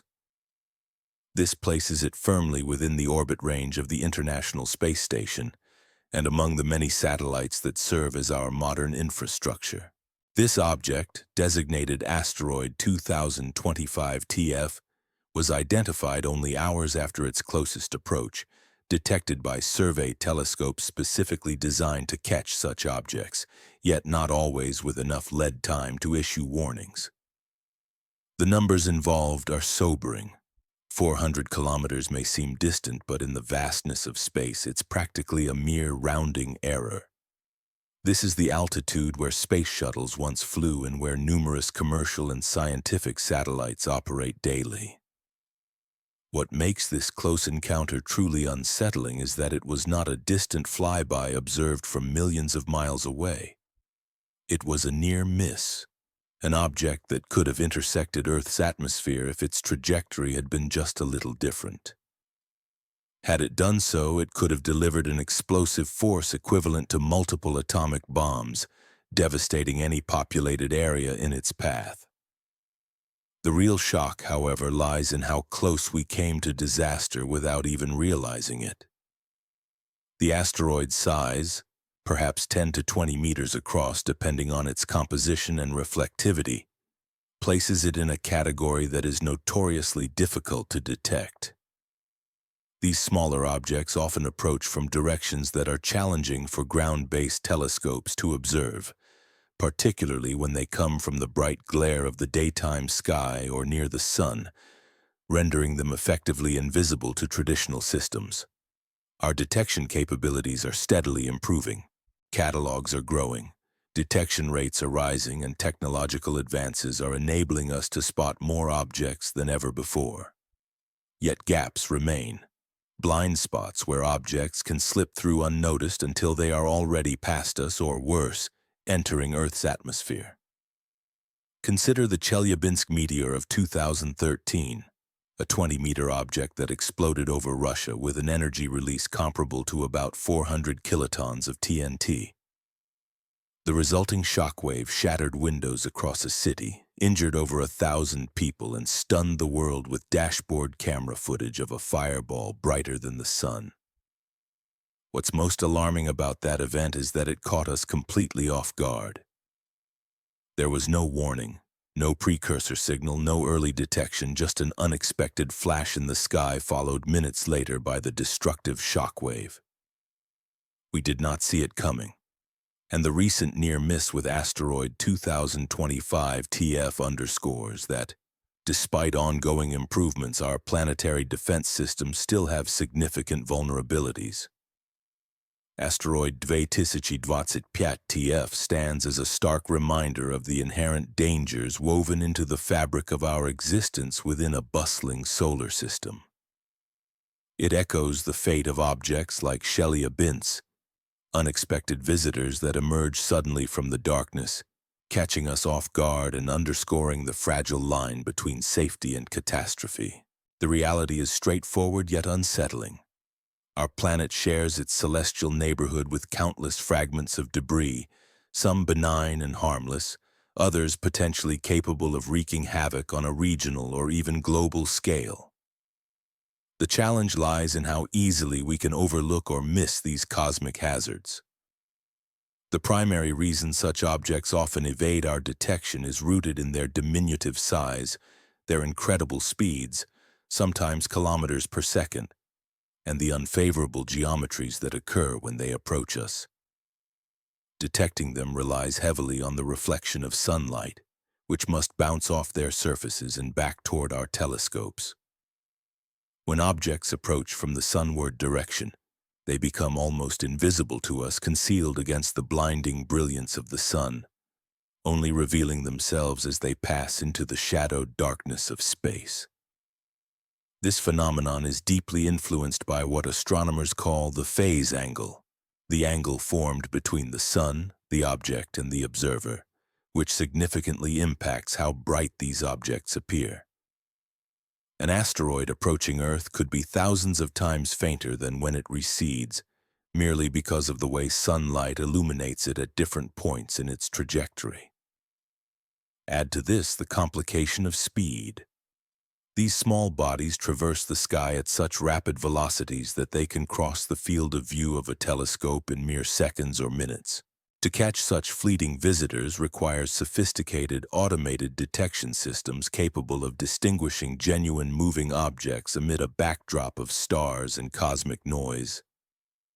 Over the past few decades, survey programs like the Catalina Sky Survey, Pan-STARRS, and the upcoming Vera Rubin Observatory have been diligently working to address this challenge. They scan the sky repeatedly, building ever-growing catalogs of known asteroids, calculating their orbits, and predicting potential future close approaches with increasing accuracy. Progress in this arena is tangible. The number of identified near-Earth objects has surged from mere hundreds in the 1990s to tens of thousands today. Yet, despite this remarkable expansion of our catalog, the task of achieving complete awareness remains elusive. We have likely identified most of the kilometer-sized objects, those capable of causing planetary-scale disasters, along with many of the 100-meter-class asteroids that could devastate cities. However, the smaller yet still dangerous range, objects measuring between 10 and 50 meters, remains poorly mapped and understood. These are the bodies capable of leveling neighborhoods or inflicting regional destruction, and their near-total invisibility in our current surveys presents a sobering scenario. Asteroid 2025. TF exemplifies this nightmare potential, sufficiently large to cause significant damage yet small enough to slip under the radar until it's perilously close. If we can overlook an object that passes within 400 kilometers, closer than many satellites orbiting our planet, then the question arises, what else might we be missing? The concern is not merely theoretical. It is an urgent, practical matter of planetary defense. Addressing it demands dedicated resources, international coordination, and a united effort to improve our surveillance capabilities. This issue is intimately connected to the broader narrative surrounding 3IATLAS. If our existing detection systems can overlook an asteroid that skirts the periphery of our spacecraft's orbits, how confident can we be about our understanding of an interstellar visitor that we glimpsed only briefly from Earth, then lost amid the glare of Mars and the Sun? The gaps in our surveillance are not confined to asteroids alone. They encompass everything that moves through our cosmic neighborhood, whether natural bodies or potentially artificial objects. While the networks monitoring space debris and celestial objects are vastly more sensitive and comprehensive than publicly accessible systems, they are still imperfect. The United States Space Force, as the successor to the Air Force Space Command, exemplifies the capabilities of these advanced tracking systems. It monitors tens of thousands of objects in Earth's orbit and beyond, gathering crucial data on space activity. Still, when it comes to objects approaching from outside predictable pathways, interstellar visitors, or rogue debris, our detection ability diminishes sharply. These bodies often arrive at incredible velocities from unpredictable angles, slipping through the cracks of even the most sophisticated surveillance networks, sometimes before we have a chance to fully characterize their nature or trajectory. In essence, the challenge underscores a sobering truth. Our planetary defense systems, while improving, remain incomplete. The universe is a crowded, dynamic environment, full of hazards both known and unknown. The small, fast-moving objects like 3IATLAS remind us that despite our technological advances, there are still blind spots, gaps in our knowledge that could, if left unaddressed, have devastating consequences. The urgent task is clear: expanding our detection infrastructure, fostering international cooperation, and recognizing that vigilance is our best safeguard against the unpredictable cosmos. Russia, China, and other nations with advanced spacefaring capabilities possess surveillance networks capable of tracking objects far smaller than asteroid 2025 TF when these objects traverse predictable orbits around Earth. These systems, refined over years, excel at monitoring known pathways, satellites, debris, and space junk, whose trajectories follow familiar, well-mapped patterns. However, interstellar visitors arriving from unpredictable directions at extraordinary speeds present a vastly different challenge. Unlike routine space debris, these objects do not adhere to the predictable paths of Earth's artificial satellites. They appear suddenly, pass through our observational domain swiftly, and often vanish before we can fully characterize them. This context frames the mystery surrounding the 3IATLAS object. Our observational tools are formidable but not infallible. They are powerful enough to detect and analyze many celestial phenomena, but are still limited in scope and coverage. Our capacity to understand fast-moving, unpredictable objects relies heavily on having multiple observations from diverse vantage points, data that, in ideal circumstances, would be gathered during the close approach of a flyby mission. Such data should have been captured during the Mars flyby, yet it remains conspicuously absent from the public record. If a modest asteroid like 2025 TF, only about 10 to 20 meters across, can slip past our defenses at a distance of just 400 kilometers, well within the range of many satellites and space assets, then what might the larger, more enigmatic 3IATLAS be hiding in plain sight? It could be something that we simply cannot see clearly because we lack the necessary data, or perhaps because it has deliberately evaded our instruments. The broader issue extends beyond any single object. Gaps in our surveillance capabilities, combined with delays and lapses in communication, create a fertile environment for rumor, fear, and misinformation to flourish. When institutions responsible for monitoring cosmic threats fail to provide timely, transparent information, trust begins to erode. We learn about close encounters or potential impacts only after the fact, often through amateur footage or leaked data, fostering suspicion about what is being hidden or withheld. Questions arise naturally. Are these agencies truly capable of comprehensive surveillance? Are they transparent about what they see, or are they overwhelmed and compelled to keep certain information secret? The reality is that asteroid 2025 TF will soon fade from mainstream headlines, a mere footnote in the ongoing catalog of near-Earth objects, a statistical data point in impact risk assessments. Yet this seemingly minor event should serve as a stark wake-up call. It reminds us that we inhabit a cosmic shooting gallery, where space is not a vast void but a realm filled with hazards we are only partially prepared to detect and understand. When surveillance gaps intersect with communication failures, the consequences are magnified. The public, increasingly eager for answers, finds itself confronted with silence from the institutions we rely on. This vacuum, created by delays, obfuscation, or institutional reticence, allows a narrative to emerge that writes itself. A story of mystery, of secrets withheld, of phenomena that defy easy explanation. To grasp the full scope of this unfolding scenario, step back and widen the perspective. The fragments and silences, the unanswered questions. These are the pieces of a larger picture. Your screen displays a montage, a faint, elongated silhouette from the Perseverance rover's raw images, a blurry, ambiguous smudge glowing faintly against the Martian sky.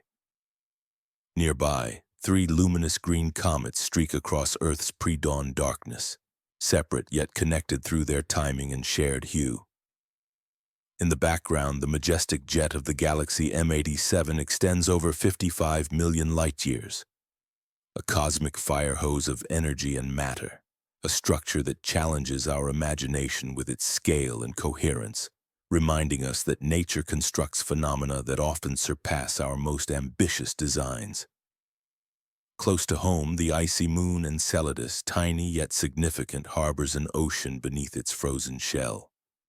An environment that might nurture life, with complex organic molecules detected in its erupting plumes. Meanwhile, in Kamchatka, volcanic ash clouds and seismic tremors paint a picture of Earth's own fury. Eruptions and earthquakes that, when viewed against the backdrop of the larger universe, seem almost to echo the mysteries unfolding elsewhere. And somewhere within the vast archives, data repositories we cannot access, are hidden the answers we seek. This interconnected tapestry of cosmic and terrestrial phenomena underscores a fundamental truth. The universe is far more intricate and majestic than we often allow ourselves to comprehend. Whether the silence surrounding the 3IATLAS object conceals something extraordinary, or is merely the result of technical limitations and bureaucratic inertia, it prompts profound questions about our place in the cosmos, the limits of our knowledge, and the transparency of those entrusted with our safety and discovery. Every piece of light in the sky we observe holds a story, each one whispering tales of cosmic history, of processes both natural and enigmatic.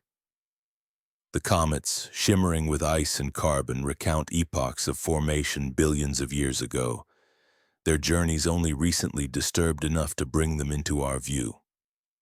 They speak of objects forged in the distant past, now nudged into sunward trajectories by gravitational tugs and celestial perturbations, their stories etched across deep time.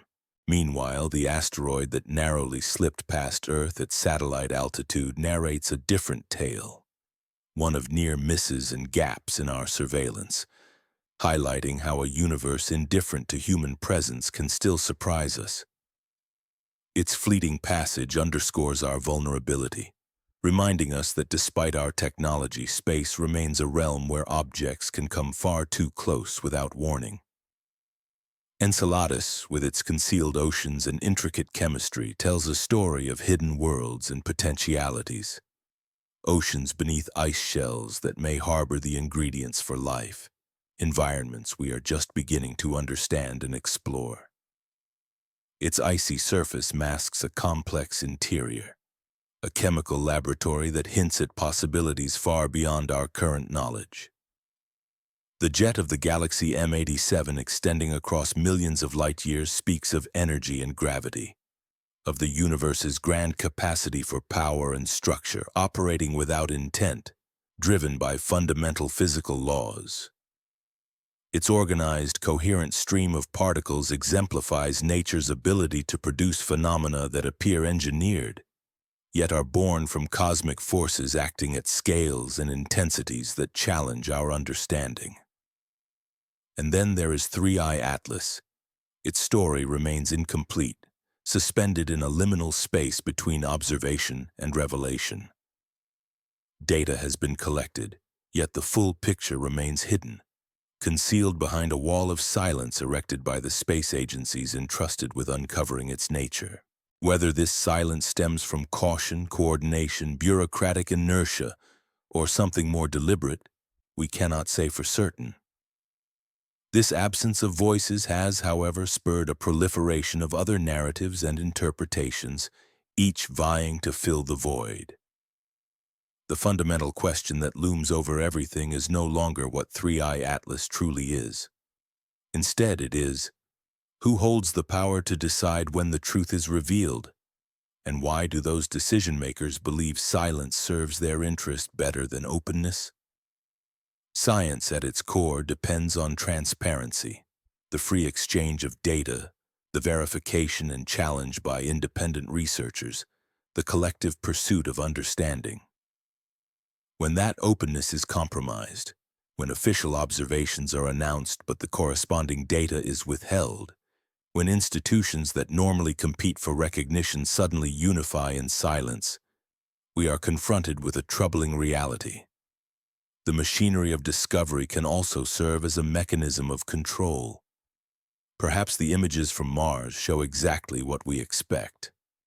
A comet, fuzzy, unremarkable, scientifically interesting but not revolutionary.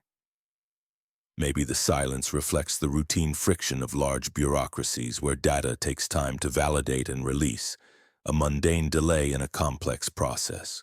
In 6 months or a year, archives could be brimming with images, papers, and explanations, turning this moment into a lesson on premature speculation, an example of reading too much into routine operational delays. Or perhaps something more clandestine is occurring behind closed doors. Conversations we are barred from hearing, among officials and scientists with access to information we do not possess.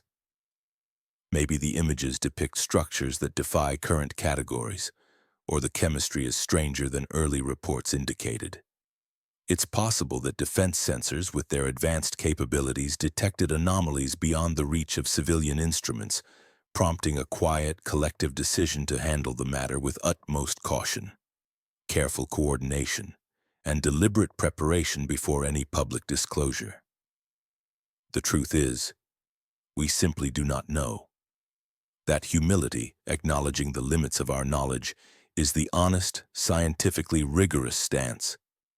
It encompasses both possibilities, routine bureaucratic delay or something more profound. Until more information emerges, until the archives are opened, the data is released, and the story is told.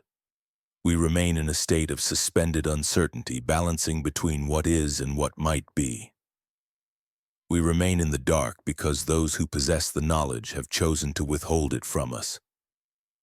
As time stretches on, this silence grows ever more deafening, and with it, the web of potential explanations becomes increasingly intricate and convoluted. The longer the truth remains obscured, the more challenging it will be to rebuild trust, regardless of whether the eventual disclosure reveals something extraordinary or merely a mundane reality. What can be stated with absolute certainty is that on the 3rd of October in the year 2025, the interstellar object known as 3IATLAS traversed past Mars. Multiple spacecraft either observed this fleeting passage or made concerted attempts to do so. Data was gathered, transmitted across vast distances, stored in digital repositories. Scientists scrutinized this information, drafted reports, and drew conclusions. This entire process, collection, analysis, documentation, has already unfolded. The evidence exists.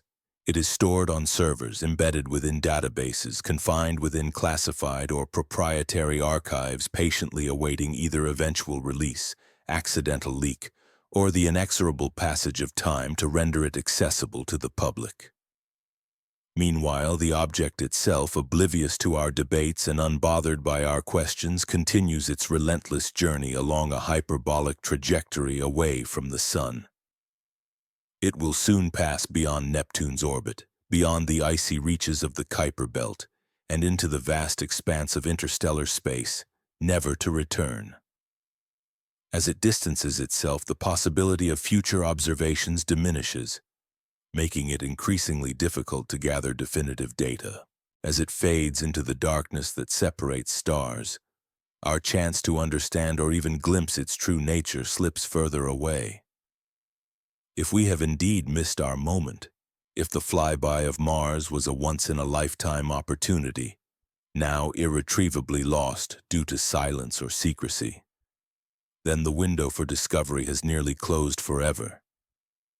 There may never be another chance to uncover the secrets that object held or to confirm its origins. The fleeting moment is passing and the silence persists, unbroken by the institutions entrusted with knowledge.